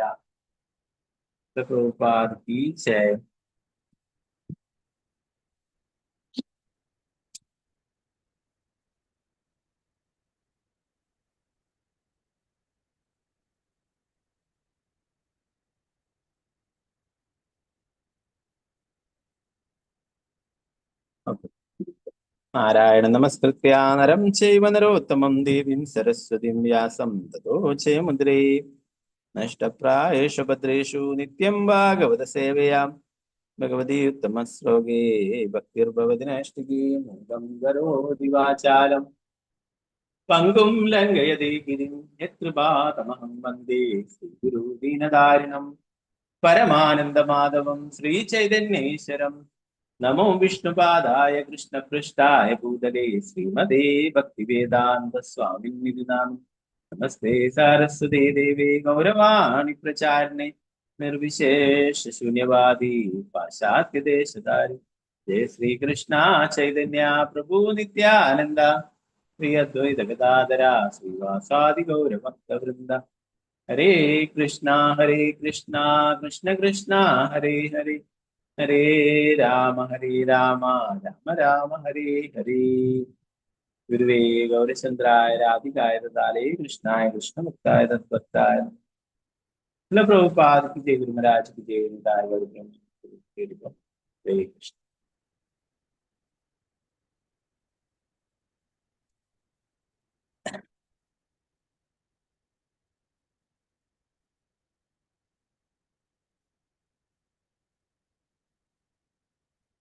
അപ്പൊ നേരത്തെ പറഞ്ഞു ദുർലഭം മനുഷ്യജന്മം അല്ലെ, ദുർലഭമാണ് മനുഷ്യജന്മം ലഭിക്കുക എന്നത്. ദേഹിനാം ഷഡഭംഗുരം. ഈ ദേഹം, ഈ ശരീരം എന്ന് പറയുന്നത് താൽക്കാലികമായിട്ടുള്ളതാണ്. ഏത് സമയത്ത് വേണമെങ്കിലും ഇത് നശിക്കാം അല്ലെ. എന്നാൽ ഇതുകൊണ്ട് നമുക്ക് ഏറ്റവും മഹത്തരമായിട്ടുള്ള കാര്യം നേടാനായിട്ട് സാധിക്കും. ഈ മനുഷ്യ ശരീരം ദുർലഭമാണ് അല്ലെ, അത് താൽക്കാലികമായിട്ടുള്ളതാണ്. എന്നാൽ അതുകൊണ്ട് ശാശ്വതനായിട്ടുള്ള ഭഗവാനെ നേടാനായിട്ട് സാധിക്കും, ശാശ്വതമായിട്ടുള്ള ഭഗവത് ധാമത്തിൽ എത്തിച്ചേരാനായിട്ടും സാധിക്കും. അപ്പൊ അതുകൊണ്ട് പ്രഹ്ലാദ് മഹാരാജാവ് പറയുന്നു, ആൾക്കാരൊക്കെ അലസരാണ്. ഇതാണ് ഭക്തി സേവനത്തെ കുറിച്ചും ഭഗവാനെ കുറിച്ചൊക്കെ പറയുമ്പോൾ അവർക്ക് താല്പര്യമില്ല. അവർ പറയുന്നു ഇനിയും കുറെ കാലമില്ലേ, അപ്പോഴും നമുക്ക് ഇതൊക്കെ ചെയ്യാമെന്ന് പലരും പറയുന്നതാണ് അങ്ങനെ അല്ലെ. കുട്ടികളാകുമ്പോ എന്താ പറയാ, കുട്ടികളല്ലേ, ഇവർ പഠിക്കേണ്ട സമയമാണ് അല്ലെ. ഇവരൊക്കെ നേരത്തെ ഷണ്ട അമർക്ക പഠിപ്പിച്ചത് പോലുള്ള ഭൗതികമായിട്ടുള്ള വിദ്യാഭ്യാസങ്ങൾ നൽകൂ, ഇവരൊക്കെ നല്ല ജോലി വാങ്ങിച്ചു കൊടുക്കൂ. അപ്പോ ഇങ്ങനെയുള്ള ഭൗതിക കാര്യങ്ങളൊക്കെ പഠിപ്പിക്കൂ എന്ന് പറഞ്ഞിട്ട് ആ കുട്ടികളൊക്കെ അടുത്ത 20 വർഷം ഇങ്ങനെ കളിച്ചും പഠിച്ചും ഒക്കെ ഇങ്ങനെ 20 വർഷം തീരുന്നതായിട്ടാണ് പറയുന്നത്. അപ്പോ അവസാന കാലത്തും സാധിക്കില്ല എന്നാണ് ഇവിടെ പറയുന്നത്. ആ സമയത്ത് കുട്ടിയായിരിക്കുമ്പോഴാണ് സ്കൂളിലൊക്കെ ചേർക്കുന്നത് ഭൗതിക വിദ്യാഭ്യാസം. അപ്പൊ അതുപോലെ അതിനും പ്രധാനപ്പെട്ടതാണ് സ്പിരിച്വൽ ആയിട്ടുള്ള കാര്യങ്ങൾ മനസ്സിലാക്കുക, ആധ്യാത്മിക കാര്യങ്ങൾ മനസ്സിലാക്കുക. അത് ചെവി കേൾക്കാതെയും കണ്ണ് കാണാതെയും എന്താ പറയാ ശരിയായിട്ട് സംസാരിക്കാൻ കഴിയാത്തയോ അല്ലെ ശാരീരിക മറ്റുള്ള അവശതകളൊക്കെ ഉള്ളപ്പോഴല്ല ചെയ്യുന്നത്. നമുക്ക് കുട്ടിക്കാലത്ത് ചെയ്യാൻ സാധിച്ചില്ല അല്ലെ, എങ്കിലും ഗുരുവിന്റെയും ഭഗവാന്റെയും ഒക്കെ കാരുണ്യം കൊണ്ട് നമുക്ക് ഇപ്പോഴും കൃഷ്ണാബോധം ലഭിച്ചിട്ടുണ്ടെങ്കിൽ തന്നെ നമ്മളത് വളരെ സീരിയസ് ആയിട്ട് ചെയ്യണം അല്ലെ. പലർക്കും അങ്ങനെ തോന്നാം അല്ലെ, എനിക്കൊക്കെ തോന്നലുണ്ട്. പണ്ട് മുതലേ ഇത് കൃഷ്ണാബോധം ലഭിച്ചിട്ടുണ്ട്, നല്ലതായിരുന്നു, ഇത്ര കാലം വെറുതെ പാഴാക്കി കളഞ്ഞു എന്ന് വിചാരിക്കും. വെറുതെ എത്രയോ കാലം, കുറെ കാലം പഠിച്ചിട്ട് കളഞ്ഞു, കുറെ കാലം ജോലിയൊക്കെ ചെയ്തിട്ട് എല്ലാം ഇതായി അല്ലെ. അപ്പോ കൃഷ്ണാബോധം ഇപ്പോഴാണ് ലഭിച്ചത് അല്ലെ. അതുപോലെ തന്നെയാണ് നമ്മുടെ പ്രസംഗത്തിലുള്ള ധാരാളം പേര് എല്ലാവരും അമ്മമാരും അമ്മമാരൊക്കെയാണ്, അവർക്കൊക്കെ വയസ്സായി അല്ലെ. എന്നാൽ ഭഗവാന്റെ കാരുണ്യം കൊണ്ട് അല്ലെ, ഭഗവാനെ കുറിച്ച് കേൾക്കുന്നത് കൊണ്ട്, ഭഗവാന്റെ കീർത്തനങ്ങൾ പാടുന്ന, ഭഗവാന്റെ നാമം ജപിക്കുന്നത്, ഭഗവാന്റെ ഭാഗവതം പാരായണം ചെയ്യുന്ന, ഭഗവത്ഗീത പാരായണം ചെയ്യുന്നു, ഇതൊക്കെ കൊണ്ട് ഭഗവാൻ എന്താണ് അവർക്ക് ആ ആത്മീയമായിട്ടുള്ള കാര്യങ്ങൾ ചെയ്യാനായിട്ടുള്ള ആരോഗ്യവും ശക്തിയൊക്കെ നൽകുന്നു അല്ലെ. നമ്മള് ഭഗവാനോട് എപ്പോഴും നന്ദി പറയും അല്ലെ. പറഞ്ഞു അല്ലെ, മനുഷ്യജന്മം ലഭിച്ചിട്ട് തന്നെ അത് എന്താ പറയാ ശരിയായ രീതിയിൽ അവർക്ക് എല്ലാം നിർവഹിക്കാൻ കഴിയാത്ത ധാരാളം ആൾക്കാരുണ്ട് അല്ലെ. അതൊക്കെ വെച്ച് നോക്കുമ്പോൾ നമ്മൾ ഭാഗ്യവാന്മാരാണ്. എന്താണ് ഭഗവാൻ നമുക്ക് ഭഗവാനെ കുറിച്ച് കേൾക്കാനായിട്ട് അല്ലെ കാതുകളും, ഭഗവാനെ കുറിച്ച് പറയാനായിട്ട് നാവും, ഭഗവാനെ കുറിച്ച് കാണാനായിട്ട് നമ്മുടെ കണ്ണുകളും, എല്ലാ ഇന്ദ്രിയങ്ങളും നമുക്ക് ഭഗവാൻ നൽകിയിരിക്കും അല്ലെ. അപ്പൊ ഇവിടെ പറയുന്നു, ആൾക്കാർ പൊതുവേ എപ്പോഴും ചിന്തിച്ചിരിക്കുകയാണ് ഞാൻ ഇപ്പോഴൊന്നും മരിക്കില്ല എന്നുള്ള കാര്യം അല്ലെ. അതാണ് പറയുന്നത് ഏറ്റവും വലിയ, ലോകത്തിലെ ഏറ്റവും വലിയ അത്ഭുതം എന്ന് പറയുന്നത് എല്ലാവരും ഓരോ നിമിഷവും മരിച്ചുകൊണ്ടേയിരിക്കുന്നു. അഹനി അഹനി ഭൂതാനും യച്ഛന്തിയെ മാലയം. എല്ലാ ആൾക്കാരും ഓരോ നിമിഷവും മരിച്ചുകൊണ്ടേയിരിക്കുന്നു, അവരൊക്കെ യമരാജനത്തേക്ക് പോയിക്കൊണ്ടേയിരിക്കുന്നതാണ് അല്ലെ. എന്നാൽ ഒരാൾ വിചാരിക്കുന്നു ഞാനിപ്പം അടുത്ത കാലത്തൊന്നും മരിക്കില്ല. നാട്ടിൻപുറങ്ങളിലൊക്കെ തമാശയായിട്ട് ആൾക്കാർ പറയും, രാവിലെ എഴുന്നേറ്റ് ഇടുന്നേ ന്യൂസ് പേപ്പറൊക്കെ എടുത്തിട്ട് ചരമത്തിന്റെ കോളം ഇങ്ങനെ പരത്തുന്നുണ്ടാവും അല്ലെ. ഇങ്ങനെയുള്ള യങ്ങായിട്ടുള്ള പിള്ളന്മാരൊക്കെ തമാശയാക്കും, ഇങ്ങനെയൊക്കെ മതിയോ, ഇതിന് പേരും ഫോട്ടോ ഒക്കെ വരണ്ടേ എന്നൊക്കെ ചോദിച്ചിട്ട് തമാശയാക്കും.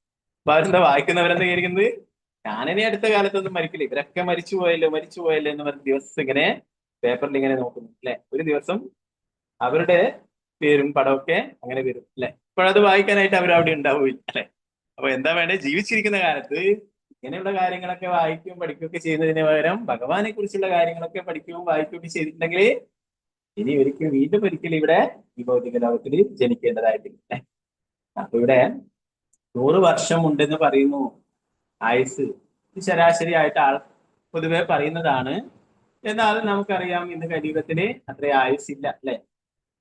ശ്രീമദ് ഭാഗവതം തന്നെ പറയുന്നു, പ്രായേണ അല്പായുസ സഭ്യ കലോ അസ്മിൻ യുഗേ ജന മന്ദഭാഗ്യ എന്ന് പറയുന്നു. എന്താണ് കലിയുഗത്തിലെയാണ് പ്രായേണ അല്പായുസ്, അല്പായുസുക്കളാണ്. 100 വർഷമാണ് ആയുസെങ്കിലും 100 വർഷമൊന്നും ആരും ജീവിച്ചിരിക്കുന്നില്ല അല്ലെ. വളരെ അത്രയും റയറായിട്ട് മാത്രമേ, അത്രയും ചുരുക്കം പേര് മാത്രമേ 100 വർഷമൊക്കെ ജീവിക്കുന്ന ആളുള്ളൂ. ആയുസ് കലിയുഗം കൂടിക്കൂടി വരുമ്പോ ആയുർദൈർഘ്യം കുറഞ്ഞു വരികയാണ്. നമ്മളൊക്കെ കുറച്ച് ചെറിയ പ്രായത്തിൽ കുട്ടിക്കാലത്തൊക്കെ ആണെങ്കിൽ നാട്ടിൽ പുറത്തൊക്കെ ധാരാളം മുത്തശ്ശന്മാരെയൊക്കെ കാണാം അല്ലെ. അവരൊക്കെ എന്താ പറയാ 90-100 വയസ്സായിട്ട് വടിയൊക്കെ കുത്തിയിട്ട് മുത്തശ്ശന്മാരെയൊക്കെ കാണാം ഇങ്ങനെ വളഞ്ഞിട്ടൊക്കെ അല്ലെ. അവരങ്ങനെയും വയസ്സായിട്ടും അവര് നല്ല ചുറുചുറുക്കോടെ അങ്ങോട്ടും ഇങ്ങോട്ടൊക്കെ പോകുന്നുണ്ടാവും അല്ലെ, വടിയിലൊക്കെ വടിയൊക്കെ കുത്തിയിട്ട്. അപ്പൊ അതൊക്കെ പണ്ട് കാലങ്ങളിലൊക്കെ നമുക്ക് കാണാം അല്ലെ. ഇന്ന് അങ്ങനെയുള്ള കാഴ്ചകളൊന്നും കാണാൻ സാധിക്കുന്നില്ല അല്ലെ.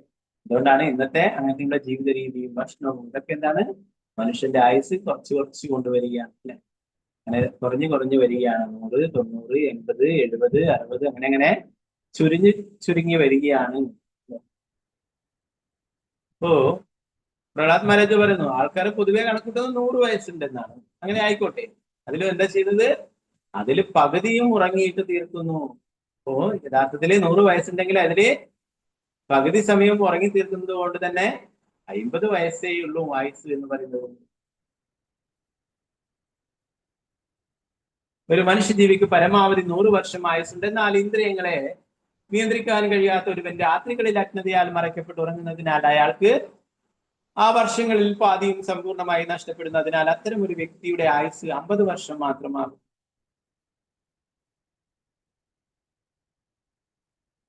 അവർക്ക് പറയുന്നു ഓരോ ജീവിയുടെയും 100 വർഷം എന്ന് പറയുന്നത് അത് വ്യത്യസ്ത സമയ ദൈർഘ്യമാണ്, അതിന്റെ കാല ദൈർഘ്യം വ്യത്യസ്തമാണെന്ന് പറയുന്നു. ബ്രഹ്മാവിന്റെ 100 വർഷം പോലെ എല്ലാവരും മനുഷ്യന്റെ 100 വർഷം എന്ന് പറയുന്നത്.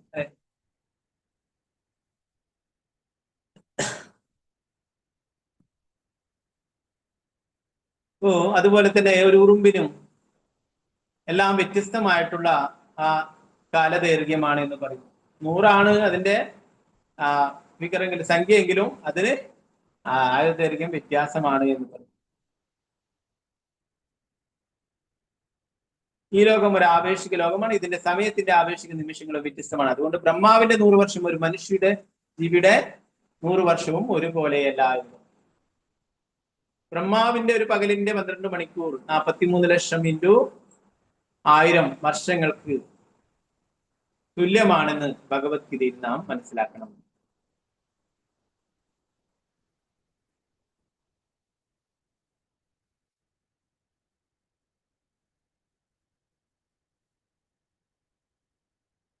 ഭഗവത്ഗീതയിൽ പറഞ്ഞ സഹസ്രയുഗ പര്യന്തം അർഹതേ ബ്രഹ്മണോ വിദുഃ.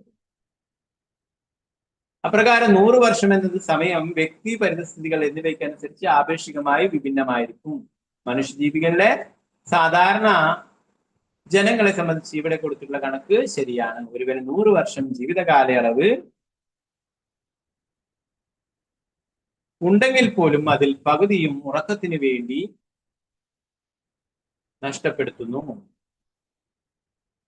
അല്ലെ. അതുകൊണ്ടാണ് ശിവപ്രഭുപാദരെ പോലുള്ള ശുദ്ധഭക്തന്മാരൊക്കെ കുറച്ച് സമയം 1 മണിക്കൂർ അത്രയൊക്കെ 2 മണിക്കൂർ അത്രയൊക്കെ റെസ്റ്റ് എടുക്കും. ബാക്കി സമയമൊക്കെ ഭക്തി സേവനത്തിൽ ഏർപ്പെട്ടിരിക്കും. അതാണ് ശിഷ്യന്മാരൊക്കെ ചിലപ്പോഴൊക്കെ നോക്കുമ്പോൾ എന്താണ്, പ്രഭുപാദരുടെ റൂമിൽ എപ്പോഴും ലൈറ്റ് ഉണ്ടാവും. പ്രഭുപാദരെ ഗ്രന്ഥങ്ങളൊക്കെ എഴുതിക്കൊണ്ടേയിരിക്കുന്നു. ചെറിയ സമയം 2 മണിക്കൂറൊക്കെ, ഒരു 10 മണിക്കൂറിന് ശേഷം 11-12 മണിയൊക്കെ അത്ര കുറച്ച് സമയം റെസ്റ്റ് എടുത്തിട്ട് അതിനുശേഷം എന്താണ് പ്രഭാതത്തിൽ വീണ്ടും എഴുന്നേറ്റ് റെസ്റ്റ് എടുത്ത് വീണ്ടും എഴുന്നേറ്റ് ആദ്യം ഗ്രന്ഥങ്ങൾ എഴുതുന്ന അല്ലെ നാമം ജപിക്കുന്ന കാര്യങ്ങളുടെ ഏർപ്പെടും. ശിഷ്യന്മാർക്കൊക്കെ ഇത് അത്ഭുതമാണ്. പ്രഭാതത്തിൽ എന്തൊരു ശിഷ്യൻ്റെ അടുക്ക് ചോദിക്കുന്നു, അത് നീ ഉറങ്ങിയില്ലേ എന്ന്. ചെറിയ ശിഷ്യൻ അവിടെ നിന്ന് ഇങ്ങനെ തിരിഞ്ഞു കളിക്കുന്നു. ഇല്ല, അപ്പൊ അവന് സേവ കൊടുക്കുന്നുണ്ടായി. ഞാൻ ഈ ലെക്ചറൊക്കെ പോകുമ്പോൾ പുറത്ത് നായ്ക്കളൊക്കെ ഇങ്ങനെ ശബ്ദം ഉണ്ടാക്കി കൊടുക്കുന്നു. അതുകൊണ്ട് നിനക്ക് ഉറക്കം വരുന്നില്ല, നീ ഒരു കാര്യം ചെയ്യുക, ആ നായ്ക്കളൊക്കെ അവിടെ നിന്ന് അങ്ങോട്ടൊക്കെ ഓടിക്കുക എന്ന് പറഞ്ഞു. അങ്ങനെ പലപ്പോഴും അതുപോലെ പ്രഭുപാദരെ അങ്ങനെ എഴുതിക്കൊണ്ടിരിക്കുമ്പോൾ ഒരു ശിഷ്യൻ വരും. പ്രഭുപാദരെ എന്തോ പറഞ്ഞു. അദ്ദേഹം പറയുകയുണ്ടായി, ഇന്ന് പരമഹംസനല്ലേ, അങ്ങേക്ക് സാധിക്കും. പ്രഭുപാദര ചോദിക്കുന്നു, നിനക്കെന്തുകൊണ്ട് പരമഹംസനായിക്കൂടാ? അപ്പോ ശിവപ്രഭുപാദരെ അങ്ങനെയായിരുന്നു. അല്പസമയം മാത്രം വിശ്രമിച്ചിട്ട് ഉറങ്ങുന്നൊന്നും ഉണ്ടായില്ല. കാലം ഒരു കാലും കൈയൊക്കെ ഉയർത്തി വെക്കാനായിട്ട് കുറച്ച് റെസ്റ്റ് എടുത്ത് വീണ്ടും എഴുന്നേറ്റിട്ട് ഭക്തി സേവനത്തിന് വേണ്ടി. അപ്പോ ഒരു നിമിഷം പോലും അങ്ങനെ വെറുതെ പാഴാക്കി കളയും ആൾക്കാർ. ഇപ്പോഴെന്താണ് ഉറങ്ങുന്നു അല്ലെ, രാത്രിക്ക് ഉറങ്ങുന്നു, അത് മതിയാ വരാനിട്ട് പിന്നീട് പകലും ഉറങ്ങുന്നു അല്ലെ. അപ്പൊ അങ്ങനെ നോക്കിയാൽ ഇവിടെ പകുതിയും നഷ്ടപ്പെടുന്നു അല്ലെ. പ്രഹ്ലാദ് മഹാരാജാവ് പറയുമ്പോൾ മൊബൈൽ ഫോണൊന്നും ഇല്ല അല്ലെ. അതുകൊണ്ട് പ്രഹ്ലാദ് മഹാരാജാവ് അതിനെക്കുറിച്ച് പ്രതിപാദിച്ചില്ല. അല്ലെങ്കിൽ എന്താ പറയാ, ജീവിതത്തിലെ 100 വർഷമുണ്ടെങ്കിൽ അതില് മുഴുവൻ വർഷവും ഇങ്ങനെ മൊബൈൽ നോക്കിക്കൊണ്ട് ജീവിതം പാഴാക്കുന്നു എന്ന് പറയും അല്ലെ. സാധാരണ എല്ലാം എടുത്ത് നോക്കി കഴിഞ്ഞാലും കാണാൻ പറ്റും, എല്ലാവരും ബിസിയാണ്. പക്ഷെ ഇത് മൊബൈൽ ഇങ്ങനെ സ്ക്രോൾ ചെയ്തുകൊണ്ടേയിരിക്കും.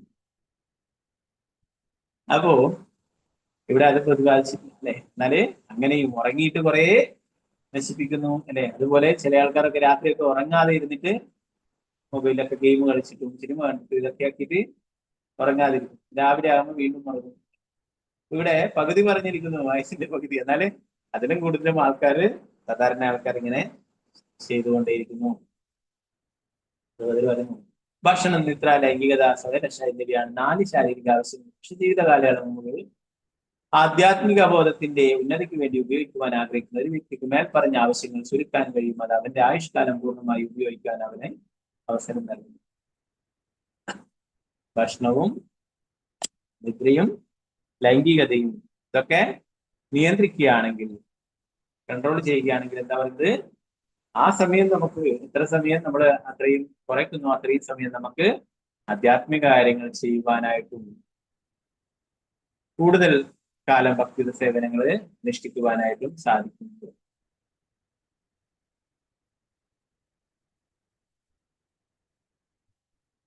ഇന്നത്തെ ജീവിത രീതിയും അല്ലെ, ഭക്ഷണക്രമങ്ങളും ഇതൊക്കെയാണ് ആൾക്കാരുടെ ആയുസ് കുറക്കുന്നത് അല്ലെ.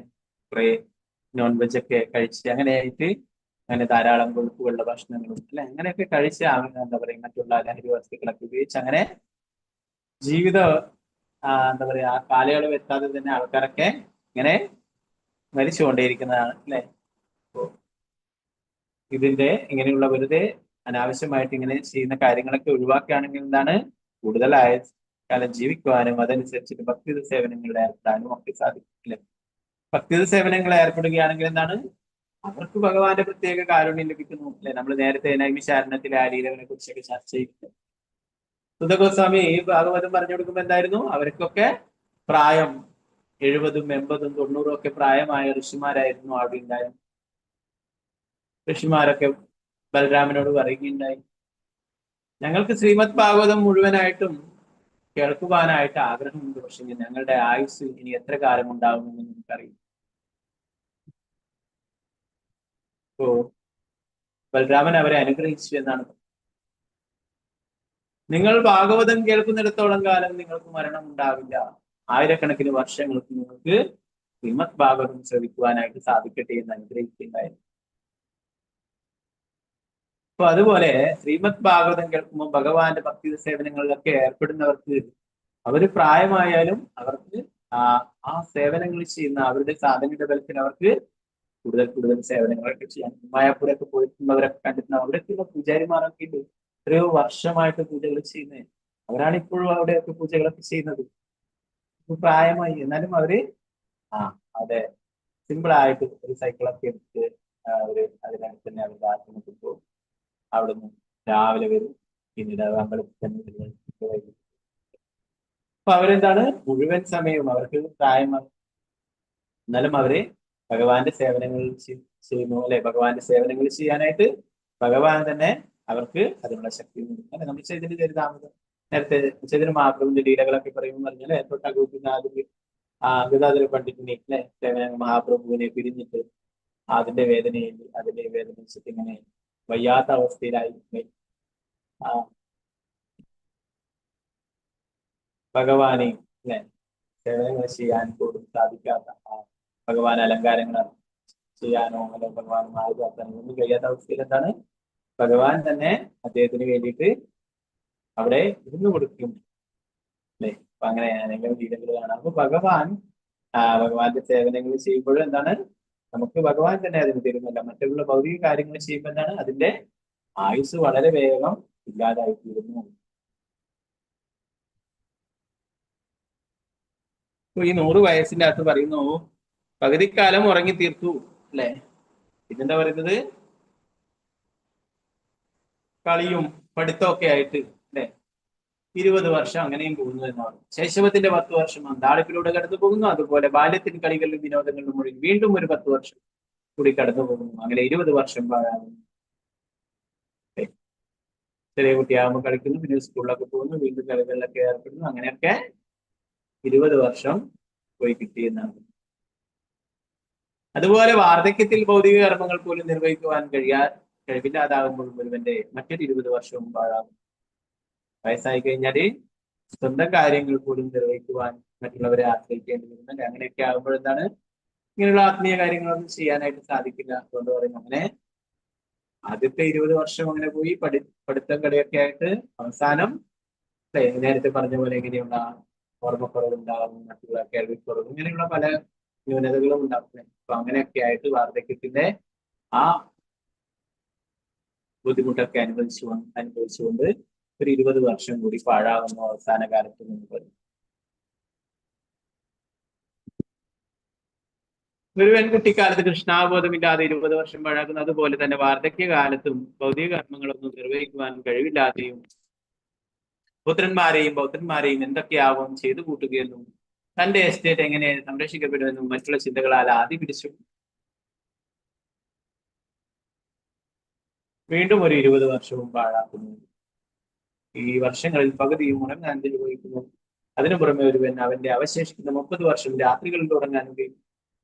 ജീവിതത്തിന്റെ ലക്ഷ്യം എന്താണെന്നും മനുഷ്യ ജീവിതം എങ്ങനെയാണ് ചെലവഴിക്കേണ്ടതെന്നും അറിയില്ലാത്ത ഒരു വ്യക്തിയുടെ ആയുസിന്റെ 100 വർഷത്തിൽ 70 വർഷവും വെറുതെ നഷ്ടപ്പെടുന്നു.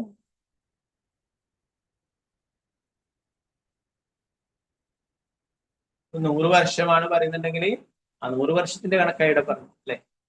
എന്നാൽ ഒരാള് ജീവിക്കുന്നത് ഒരു 70 വയസ്സ് 80 വയസ്സായാലും എന്താണ് അതുപോലെ തന്നെയാണ്. ഇതിലൊന്നും മാറ്റമില്ല അല്ലെ. ആദ്യത്തെ 20 വർഷം കളിയും ചിരിയും മറ്റുള്ള പഠിക്കലും ഒക്കെ ആയിട്ട് അങ്ങ് പോയി അല്ലെ. അവസാനത്തെ ഒരു 20 വർഷവും അങ്ങനെ വയ്യാത്ത ഒരവസ്ഥയിലൊക്കെ. അതിന്റെ ഇടയിൽ ചെറിയ പിന്നെ ഉറങ്ങുന്ന സമയവും അല്ലെ, പകുതിയിൽ ഉറങ്ങുന്ന സമയവും. അപ്പൊ അതൊക്കെ നോക്കുമ്പോൾ പിന്നീട് ചെറിയ സമയം മാത്രമേ ഉള്ളൂ. ആ സമയത്തെ കുറിച്ചിട്ടും പറയുന്നു എന്താണ് അതിൽ മറ്റുള്ള കാര്യങ്ങളൊക്കെ നിർവഹിക്കുന്നു. അവിടെയും ആധ്യാത്മിക കാര്യങ്ങൾ നിർവഹിക്കുവാനായിട്ടുള്ള താല്പര്യമില്ല, സാഹചര്യങ്ങളില്ല എന്നാണ് ശ്ലോകം പറയുന്നത്. മനസ്സും ഇന്ദ്രിയങ്ങളും അനിയന്ത്രിയങ്ങളായ ഒരുവിന് കാമാസക്തിയും വ്യാമോഹം നിമിത്തം ഗൃഹസ്ഥ ജീവിതത്തിലുള്ള ആസക്തി അധികരിക്കുന്നു. അപ്രകാരം പ്രവർത്തനായ ഒരു മനുഷ്യന്റെ ജീവിതത്തിലെ ശേഷിക്കുന്ന വർഷങ്ങളും പാഴായി പോകുന്നു. എന്തുകൊണ്ടെന്നാൽ ആ വർഷങ്ങളിൽ പോലും അവന് ഭക്തിത സേവനത്തിൽ വ്യാപൃതനാകാൻ കഴിയുന്നില്ല. അപ്പോഴാണ് തിരക്കോട് തിരക്ക് അല്ലെ. ജീവിക്കുവാനായിട്ട് എന്താ പറയാ ആൾക്കാർ പറയും അല്ലെ, കഷ്ടപ്പെടുന്നു, പെടാപ്പാട് വരുന്നു എന്നൊക്കെ പറയും. ഓട്ടമേ ഓട്ടമാണ് അല്ലെ. നേരത്തെ നമ്മൾ കഴിഞ്ഞ ക്ലാസ്സിലൊക്കെ പറഞ്ഞില്ലേ, ആൾക്കാർ ഒരു ഷിഫ്റ്റ് 2 ഷിഫ്റ്റ് 3 ഷിഫ്റ്റിലൊക്കെ ജോലി ചെയ്യുന്നു അല്ലെ. കഷ്ടപ്പെട്ടിട്ട് ഇങ്ങനെ കഴുതിയെ പോലെ പണിയെടുക്കുന്നതാണ് ജീവിതത്തിൽ സുഖവും സന്തോഷവും ഒക്കെ നേടാനായിട്ട് സാധിക്കും എന്നുള്ള രീതിയിൽ. അപ്പൊ ഇങ്ങനെ തിരക്കിട്ട് ഓടുന്നതിൻ്റെ അടുക്ക് എന്താണ് ആത്മീയ കാര്യങ്ങളൊന്നും ചെയ്യാനായിട്ട് തീരെയും സമയം ഉണ്ടാവില്ല എന്നത്. ജീവിതത്തിന്റെ 100 വർഷ സംവത്സരങ്ങളുടെ കണക്കാക്കി ജീവിതത്തിൽ 100 വർഷം ആയുസിന് പൊതുവെ സാധ്യതയില്ലെങ്കിൽ പോലും അഥവാ ഒരുവിന് 100 വർഷം ആയുസ് ലഭിച്ചാൽ പോലും അവൻ അതിൽ 50 വർഷം ഉറങ്ങിയും ശൈശവത്തിലും ബാല്യത്തിലുമായി 20 വർഷവും വാർദ്ധക്യത്തിന്റെ ആദരത്തിൽ ജരാവ്യാധികളാണ് 20 വർഷവും പാഴാക്കുന്നു. അവശേഷിക്കുന്നത് ഏതാനും വർഷങ്ങൾ മാത്രം. അതും ഗൃഹസ്ഥ ജീവിതത്തോടുള്ള അമിതാസക്തി മൂലം ദൈവാബോധമില്ലാതെ അലക്ഷ്യമായി ചെലവഴിക്കുന്നു. അതിനാൽ ഒരുവൻ ജീവിതത്തിന്റെ ആരംഭത്തിൽ തന്നെ ഒരു പരിപൂർണ്ണ ബ്രഹ്മചാരിയായി പരിശീലിക്കണം. ഗൃഹസ്ഥാശ്രമിയാകുമ്പോൾ ഇന്ദ്രിയ നിയന്ത്രണവും ക്രമീകൃത തത്വങ്ങളും പാലിക്കണം. പിന്നീട് വാനപ്രസ്ഥം സ്വീകരിച്ച് വനത്തിൽ പോവുകയും തുടർന്ന് സന്യാസം സ്വീകരിക്കുകയും ചെയ്യണം. ഇതാണ് ജീവിതത്തിന്റെ പരിപൂർണ്ണത. ഗൃഹസ്ഥനായിട്ടുള്ള ഒരാൾക്കാർ എന്താ പറയുന്നത്, അവരൊരു 50 വയസ്സൊക്കെ കഴിഞ്ഞിട്ട് കുട്ടികളൊക്കെ പ്രായമായി കഴിഞ്ഞാൽ ഉത്തരവാദിത്തമൊക്കെ കുട്ടികളെ ഏൽപ്പിച്ചുകൊണ്ട് അവര് തീർത്ഥസ്ഥലങ്ങളിൽ പോവുകയും അവിടെ സാധുക്കളിൽ നിന്നും ഭഗവാനെ കുറിച്ച് കേൾക്കുകയൊക്കെ വേണം.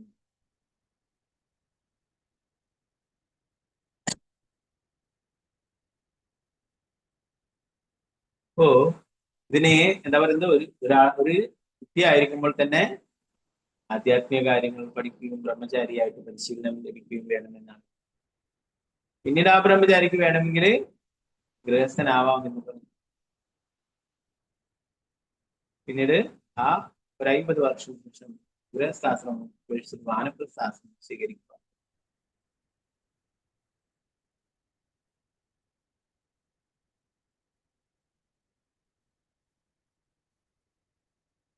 ഇന്ദ്രിയങ്ങളെ നിയന്ത്രിക്കാൻ കഴിയാത്തവർ ജീവിതത്തിന്റെ പ്രാരംഭത്തിൽ തന്നെ ഇന്ദ്രിയ പ്രീണനത്തിന് വേണ്ടി മാത്രം വിദ്യാഭ്യാസം ചെയ്യിക്കുന്നു. പാശ്ചാത്യരിൽ കാണപ്പെടുന്ന പോലെ അപ്രകാരം മുഴുവൻ ആയുസ്സായ 100 വർഷവും പാഴാക്കപ്പെടുകയും ദുരുപയോഗം ചെയ്യപ്പെടുകയും ചെയ്യുന്ന അവസാനം മരണസമയത്ത് മനുഷ്യൻ്റേത് പോലും ആയിരിക്കുവാൻ സാധ്യതയില്ലാത്ത ഏതെങ്കിലും ഒരു ശരീരത്തിലേക്ക് ദേഹാന്തര പ്രാപ്തി നടത്തേണ്ടി വരികയും ചെയ്തു. ആയുസിന്റെ 100 വർഷത്തിന്റെ അന്ത്യത്തിൽ പോലും ഒരു മനുഷ്യജീവിയായി തപസ്സും വ്രതങ്ങളും അനുഷ്ഠിച്ച് ജീവിക്കുവാൻ കഴിയാത്ത മനുഷ്യന് നിശ്ചയമായും പൂച്ചകളുടെയും നായ്ക്കളുടെയും പന്നികളുടെയും പോലുള്ള ശരീരങ്ങൾ സ്വീകരിക്കേണ്ടി വരും. അതുകൊണ്ട് വിഷയാസക്തമായ ജീവിതം അത്യന്തം സാഹസികമാണ്. പറഞ്ഞു 100 വർഷം ആണ് ഇവിടെ കണക്ക് പ്രഹ്ലാദ് പറഞ്ഞത്. അതിൽ അല്പകാലമെങ്കിലും നേരത്തെ ഒന്നും സാധിച്ചില്ല. ഇനി ജീവിതത്തിന്റെ അവസാന കാലങ്ങളിലെങ്കിലും അല്പമെങ്കിലും ഭക്തിത സേവനങ്ങൾ അനുഷ്ഠിക്കുകയാണെങ്കിൽ തീർച്ചയായിട്ടും ഭഗവാന്റെ കാരുണ്യം ലഭിക്കും. എന്നാൽ ഇതിന് സാധിക്കുന്നില്ലെങ്കിൽ എന്താ പറയുന്നത്? ഇനി പൂച്ചകളുടെയും നായ്ക്കളുടെയും പന്നികളുടെയും പോലുള്ള ശരീരങ്ങളാണ് അവർക്ക് ലഭിക്കുക എന്ന്. അതുകൊണ്ട് തന്നെ ഈ വിഷയാസക്തമായ ഭൗതികമായ കാര്യങ്ങൾക്ക് പ്രാധാന്യം നൽകിക്കൊണ്ട് ഭഗവാനെ മറന്നു ജീവിക്കുന്ന ഈ ഒരു ജീവിതം എന്ന് പറയുന്നത് അത്യന്തം സാഹസികമാണ്. ഇതിലെ തീർച്ചയായിട്ടും ഭഗവാനെ മറന്ന് ജീവിക്കുന്ന ആൾക്കാർക്ക് മനുഷ്യ ശരീരം ലഭിക്കുന്ന ഒരു ഗ്യാരണ്ടിയും ഇല്ല എന്ന്. അവർക്ക് പട്ടികളുടെയും പൂച്ചകളുടെയും പന്നികളുടെയും ഒക്കെ ജീവിതമാണ് ലഭിക്കുക. ഓരോരോ ജീവികൾക്കും സ്വതന്ത്രമായിട്ട്, അല്ലെ? പല ആൾക്കാരും പറയുന്നത് നമുക്ക് സ്വതന്ത്രമായിട്ട് സന്തോഷിക്കണം, ആസ്വദിക്കണം, അല്ലെ? ഇതൊന്നും നമുക്ക് നാമം ജപിക്കുവാനും ഭഗവത്ഗീത പഠിക്കാനും നമുക്ക് താല്പര്യമില്ല. അപ്പൊ അതിനനുസരിച്ചുള്ള ശരീരം അടുത്ത ജന്മത്തിൽ ലഭിക്കും. പട്ടികൾക്കും പൂച്ചകൾക്കും പന്നികൾക്കൊന്നും ഭഗവത്ഗീത പഠിക്കേണ്ട, അല്ലെ? ഭഗവാന്റെ നാമം ജപിക്കേണ്ട, മറ്റുള്ള കാര്യങ്ങളൊക്കെ യമനിയമങ്ങളൊന്നും പാലിക്കേണ്ടതായിട്ടില്ല. എപ്പോഴും എവിടെ വെച്ച് ഇന്ദ്രിയ ആസ്വാദനങ്ങളൊക്കെ നിർവഹിക്കാം. അപ്പൊ ഇങ്ങനെയുള്ള ശരീരങ്ങൾ ലഭിക്കും ഭൗതിക പ്രകൃതി നൽകും. അതുകൊണ്ട് പ്രഭാതം പറഞ്ഞു, ജീവിതത്തിലെ അവസാന സമയങ്ങളിലെങ്കിലും കൃഷ്ണാബോധം സ്വീകരിക്കണം. ജീവിതത്തിൽ മറ്റുള്ള സമയത്തൊക്കെ ബിസിയാണ്, അല്ലെ? കുട്ടിക്കാലത്ത് പഠിക്കുന്നതിന്റെയും കളിക്കുന്നതിന്റെ ഒക്കെ തിരക്ക്, അല്ലെ? അതുപോലെ പിന്നീട് ഗൃഹസ്ഥനായി കഴിഞ്ഞാൽ അതിന്റെ തിരക്ക്, അല്ലെ? ഭാര്യ, കുട്ടികൾ, കുടുംബം, വീട്, അല്ലെ? ജോലി, ഇതൊക്കെ ആയിട്ട് കൂടുതൽ തിരക്കായി. പിന്നീട് അതൊക്കെ കഴിഞ്ഞു കഴിഞ്ഞാൽ ഒരു 50 വയസ്സെങ്കിലും കഴിഞ്ഞു കഴിഞ്ഞാൽ പറയുന്നു,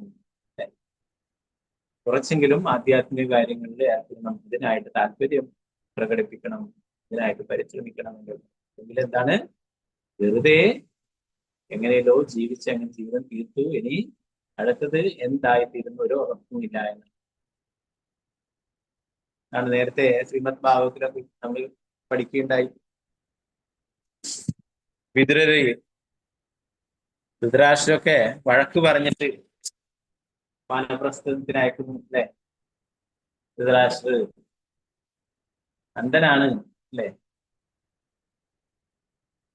ശാരീരികമായിട്ട് അന്ധനാണ്, അതുപോലെ തന്നെ ആത്മീയമായിട്ടും അന്ധനാണ്. വിതുരര് ഉപദേശിച്ചിട്ട് പോലും ആ കൊട്ടാരം വിട്ടിട്ട് പോകാൻ തയ്യാറായി. തന്റെ ഭാര്യ മരിച്ചു, മക്കളൊക്കെ മരിച്ചു, യുദ്ധത്തിലൊക്കെ തോറ്റു, അല്ലെ? എന്നിട്ടും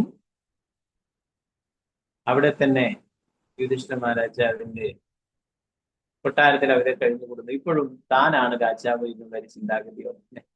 അതുകൊണ്ടാണ് വിതുരർ അവിടെ വിതുരന്റെ സഹോദരനാണ്. വിതുരര് ഇനി ഇങ്ങനെ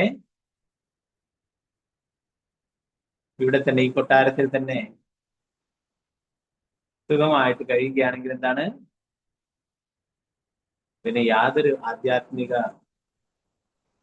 കാര്യങ്ങൾ മനസ്സിലാക്കാനോ ഭഗവാന്റെ കാരുണ്യം നേടാനോ സാധിക്കില്ല എന്ന് മനസ്സിലാക്കുക. ഇങ്ങനെ വഴക്ക് പറഞ്ഞുകൊണ്ട് അവിടെ നിന്ന് പോയി നല്ല രീതിയിൽ ഉപദേശിച്ചു. കേൾക്കാതെ എന്താ പറയുന്നത്? ഒരു പട്ടിയെ പോലെ ഇവിടെ യുധിഷ്ഠിര മഹാരാജാവിന്റെ ഔദാര്യം ഉച്ഛിഷ്ടവും കഴിച്ചിട്ട് നിൽക്കാൻ നാണമില്ലേ എന്ന് ചോദിച്ചു. ഇത്രയും കാലം ജീവിതകാലം മുഴുവൻ പാണ്ഡവർക്ക് വേണ്ടിയിട്ട് ദ്രോഹങ്ങൾ പ്രവർത്തിച്ചു. എന്നിട്ട് ഇപ്പോൾ പാണ്ഡവരുടെ കൂടെ നിന്നിട്ട് അവരുടെ ഔദാര്യം ജീവിക്കുവാൻ നമുക്ക് നാണമില്ലേ എന്നൊക്കെ പറഞ്ഞിട്ട് വഴക്ക് പറയുകയും ഇങ്ങനെ വാനപ്രസ്ഥത്തിലേക്ക് കൊണ്ടുപോകുന്നു. ഇവിടെ പ്രഭാതർ അതുകൊണ്ട് വരുന്ന അവസാന സമയങ്ങളിലെങ്കിലും നമ്മൾ എന്താണ് സീരിയസ് ആയിട്ട് ഭക്തി സേവനങ്ങളിൽ ഏർപ്പെടും. അല്ലെങ്കിൽ ഈ ജന്മം വെറുതെ നേരത്തെ പറഞ്ഞ പോലെ ആത്മഹന്താവ് ആ ഒരു ആത്മാവിന്റെ ഘാതകനാണ് എങ്കിൽ ശരീരത്തിന് വേണ്ടുന്ന കാര്യങ്ങൾ മാത്രം നിർവഹിച്ചിട്ട് ആത്മാവിനെ ശ്രദ്ധിക്കാതെ പോവുകയാണെങ്കിൽ, ആത്മാവിന് വേണ്ടിയിട്ട് യാതൊന്നും തന്നെ ചെയ്തില്ലെങ്കിൽ എന്താണ് അവൻ ആത്മാവിന്റെ ഘാതകനാണ്.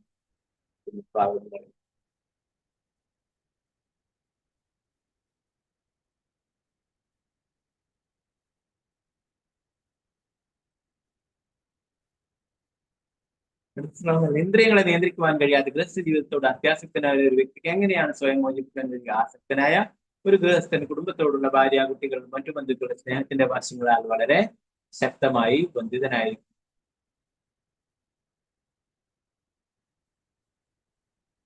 അതുകൊണ്ടാണ് പറയുന്നത് ഗൃഹസ്ഥനായിട്ട് ജീവിക്കുമ്പോഴെന്താണ് ഗൃഹസ്ഥ ആശ്രമത്തിൽ ജീവിക്കുവാനായിട്ട് പറയുന്നു.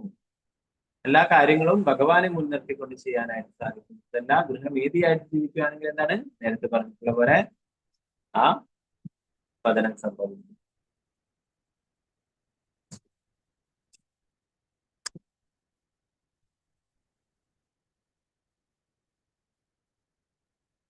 കൗമാരി ആചരണ കൃഷ്ണോ ധർമാൻ ഭാഗവതം. പര്യാപ്തമായ ബുദ്ധിയുള്ള ഒരുവൻ ഈ മനുഷ്യ ജീവിതത്തിന്റെ ആരംഭം മുതലേ, ശൈശവം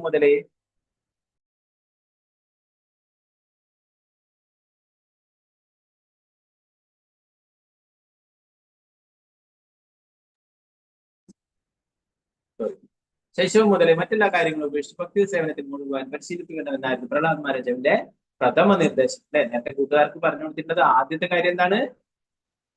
നിങ്ങള് കുട്ടിക്കാലം മുതലേ ഈ ഭഗവാനെ കുറിച്ച് മനസ്സിലാക്കുകയും ഭക്തി സേവനങ്ങളിൽ ഏർപ്പെടുകയും വേണമെന്നാണ്. ധർമാൻ ഭാഗവതാൻ എന്നാൽ ഭഗവാനുമായുള്ള നമ്മുടെ ബന്ധം പുനഃസ്ഥാപിക്കുന്നതിന്റെ ധാർമ്മികത്വങ്ങൾ എന്നാണ് സാരം.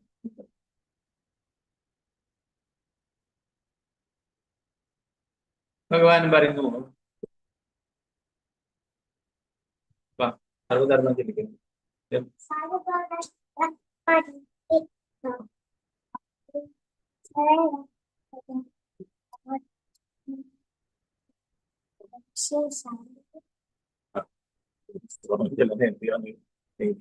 ഓക്കെ, അപ്പൊ ഭഗവാൻ പറയുന്നു മറ്റെല്ലാ ധർമ്മങ്ങളും ഉപേക്ഷിച്ച് എന്നെ ശരണം പ്രാപിക്കുക. ഭൗതിക ലോകത്തിലായിരിക്കുമ്പോൾ നാം പല തത്വങ്ങളുടെയും പേരിൽ ധാരാളം ധർമ്മങ്ങൾ ഉത്പാദിക്കും. പക്ഷെ നമ്മുടെ യഥാർത്ഥ ധർമ്മം ജനനം, മരണം, വാർദ്ധക്യം, രോഗം എന്നിവകളുടെ ആവർത്തന ചക്രത്തിൽ നിന്നും നമ്മളെ തന്നെ മോചിപ്പിക്കുക എന്നതാണ്.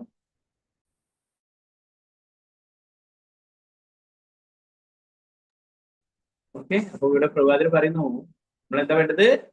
യഥാർത്ഥ ധർമ്മം ജന്മ, മൃത്യു, ജരാവ്യാധി, അല്ലെ, ഇവരുടെ ഇങ്ങനെയുള്ള ആവർത്തന ചക്രത്തിൽ നിന്നും നമ്മളെ മോചിപ്പിക്കുക എന്നതാണ്.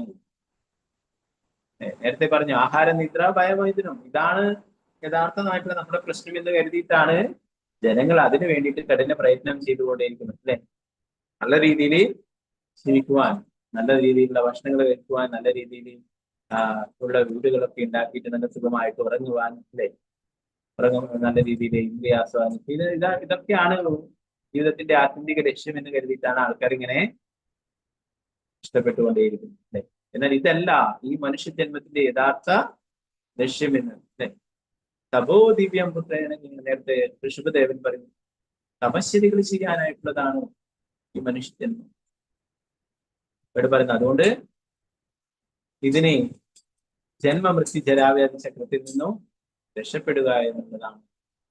ഇതിനെന്താണ് വഴി? ഭഗവാന്റെ ഭക്തി സേവനങ്ങളിൽ ഏർപ്പെടുക എന്ന്. ഈ ലക്ഷ്യത്തിലേക്ക് മുന്നേറുന്ന ഒരാൾ ആദ്യം തന്നെ ഭൗതിക ബന്ധത്തിൽ നിന്നും, പ്രത്യേകിച്ച് ഗൃഹസ്ഥ ജീവിതത്തിന്റെ കെട്ടുപാടുകളിൽ നിന്നും സ്വതന്ത്രനാകുന്ന ഗൃഹസ്ഥ ജീവിതം വാസ്തവത്തിൽ ഭൗതികമായി ആസക്തനായ ഒരു വ്യക്തിക്ക് ക്രമീകൃത തത്വങ്ങൾക്ക് കീഴിൽ ഇന്ദ്രിയാസ്വാദനത്തിൽ നൽകുന്ന അനുമതിയാണ്. അല്ലാത്ത പക്ഷം ഗൃഹസ്ഥ ജീവിതത്തിൽ പ്രവേശിക്കേണ്ട ഒരാവശ്യമില്ല.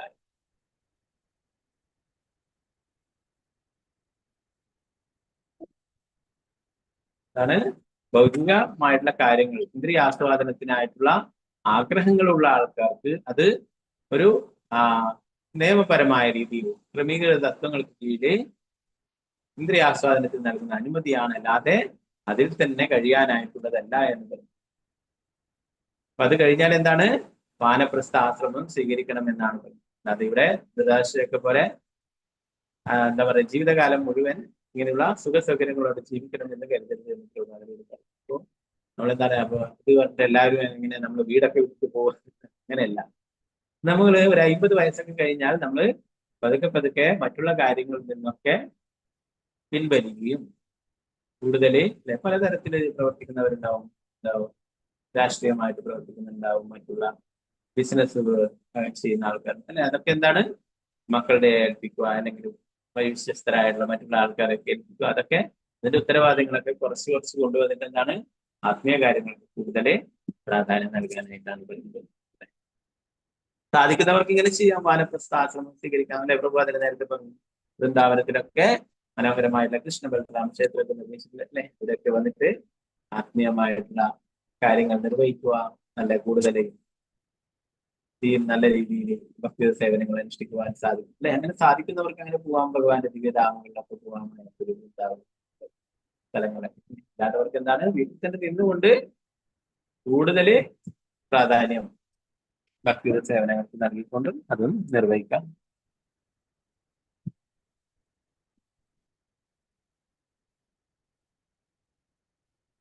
പറയുന്നു, ഗൃഹസ്ഥ ജീവിതത്തിന്റെ പ്രവേശനത്തിന് മുമ്പ് ഗുരുകുലത്തിൽ ഗുരുവിന്റെ നിരീക്ഷണത്തിൽ ബ്രഹ്മചര്യം അനുഷ്ഠിക്കണം എന്ന് പറഞ്ഞു.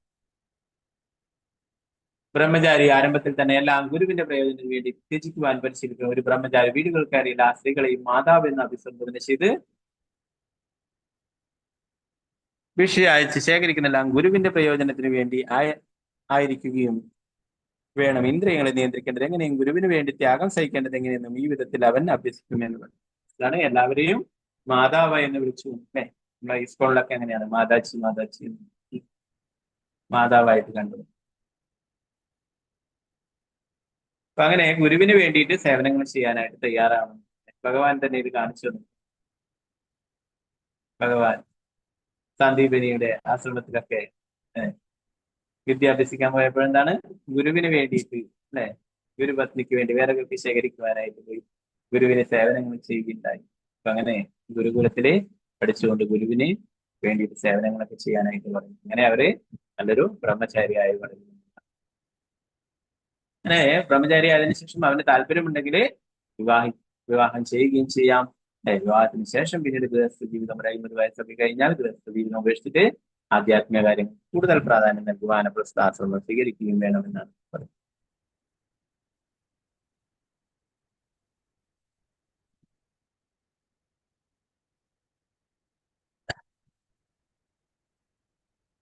ജീവിതത്തിന്റെ ആരംഭം മുതലേ ഒന്നാം തരം ബ്രഹ്മചാരികളായി തീരാൻ കുട്ടികളെ പരിശീലിക്കുന്നു. അങ്ങനെയായാൽ ഭാവിയിൽ ഗൃഹസ്ഥ ജീവിതം ഉപേക്ഷിക്കുവാൻ അവർ പ്രാപ്തരാകും. സ്വഭവനത്തിലേക്ക് ഭഗവാനിലേക്ക് മടങ്ങണമെങ്കിൽ ഒരുവൻ പരിപൂർണമായും ഭൗതിക ബന്ധനത്തിൽ നിന്ന് മോചിതനാകണം. ആയതിനാൽ ഭക്തിയോഗം എന്നതിന്റെ അർത്ഥം വൈരാഗ്യവിദ്യ അഥവാ ഭൗതികാസ്വാദനത്തിൽ അരിച്ചു വളർത്തിയെടുക്കുന്ന കല എന്നാണ്.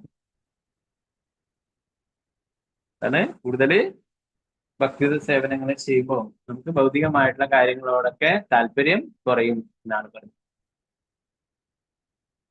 വൈരാഗ്യം, വിരക്തി ഉണ്ടാവും എന്നുള്ള കാര്യം. ഭഗവാൻ വാസുദേവന് ഭക്തി സേവനം അനുഷ്ഠിക്കുന്നതിലൂടെ ഒരുവന് വളരെ പെട്ടെന്ന് അഭേദികമായ ജ്ഞാനവും വിരക്തിയും ആർജിക്കുന്നു. ശ്രീമദ് ഭാഗവതം. ഒരുവൻ ജീവിതത്തിന്റെ ആരംഭം മുതലേ ഭക്തി സേവനത്തിൽ ഏർപ്പെടുന്ന പക്ഷം വളരെ അനായാസം വൈരാഗ്യവിദ്യ അഥവാ വിരക്തി നേടാനും ജിതേന്ദ്രനാകാനും വേണം. അതിനാൽ പരിപൂർണമായി ഭക്തി സേവനത്തിൽ ഏർപ്പെടുന്ന ഒരുവൻ ഇന്ദ്രിയങ്ങളുടെ യജമാനൻ എന്ന അർത്ഥമുള്ള ഗോസ്വാമി എന്ന് വിളിക്കപ്പെടുന്നു അല്ലെ. ഗോസ്വാമിമാർ ഇവരെന്താണ്? ഇന്ദ്രിയങ്ങളെ നിയന്ത്രിച്ചിട്ടുള്ളവരെ. ഗോസ്വാമിയുണ്ട്, ഗോദാസനുണ്ട്. ഗോദാസൻ എന്ന് പറഞ്ഞാൽ എന്താണ്? ഇന്ദ്രിയങ്ങളാൽ നിയന്ത്രിക്കപ്പെടുന്നു. ഇന്ദ്രിയങ്ങള് അത് ചെയ്യണം ഇത് ചെയ്യണം എന്നൊക്കെ പറയുമ്പോൾ അങ്ങനെയുള്ള കാര്യങ്ങളിൽ ഏർപ്പെട്ടിരിക്കുന്നു. എന്നാൽ ഗോസ്വാമിമാരെന്താണ്? അവരുടെ നിയന്ത്രണത്തിലാക്കിയിരിക്കുന്നത് ഇന്ദ്രിയങ്ങളെ. ഒരുവൻ ഇന്ദ്രിയങ്ങളുടെ യജമാനാകാൻ കഴിഞ്ഞില്ലെങ്കിൽ ജീവിതത്തിന്റെ പരിത്യാഗക്രമം സന്യാസം സ്വീകരിച്ച് ഭൗതികാസ്വാദനത്തിലുള്ള ശക്തമായ ചായ്വാണ് ഭൗതിക ശരീരത്തിന് കാരണം. പരിപൂർണമായ ജ്ഞാനം കൂടാതെ ഒരുവന് ഭൗതികാസ്വാദനത്തിൽ വിരക്തനാകാൻ കഴിയില്ല. ആ തലത്തിൽ എത്താത്തിടത്തോളം അയാൾ ഭഗവത് ധാമത്തിലേക്ക് മടങ്ങും.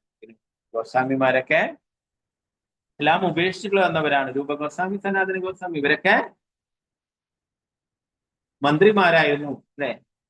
അവർക്കൊക്കെ ലക്ഷക്കണക്കിന് സ്വർണ്ണ നാണയങ്ങൾ ശമ്പളമായിട്ട് ലഭിച്ചിരുന്നു. അതൊക്കെ ഉപേക്ഷിച്ചുകൊണ്ടാണ് ശ്രീ ചൈതന്യ മഹാപ്രഭുവിന്റെ പ്രസ്ഥാനത്തിലേക്ക് വന്നത്.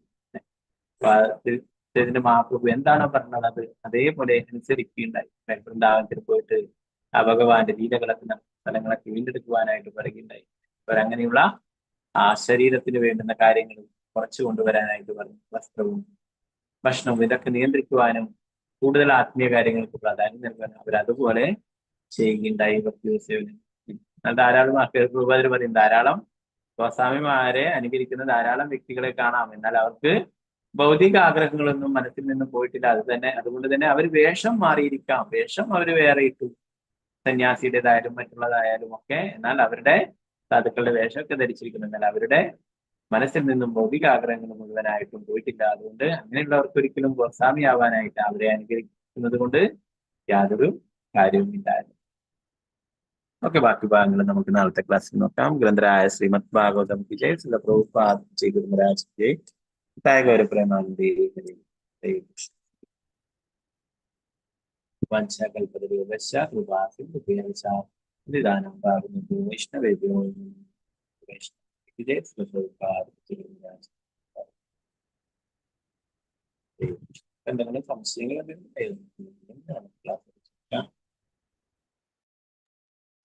ഹരേ കൃഷ്ണ പ്രഭുജി പ്രണാമം. ഹരേ കൃഷ്ണ. Thank you, Prabhuji.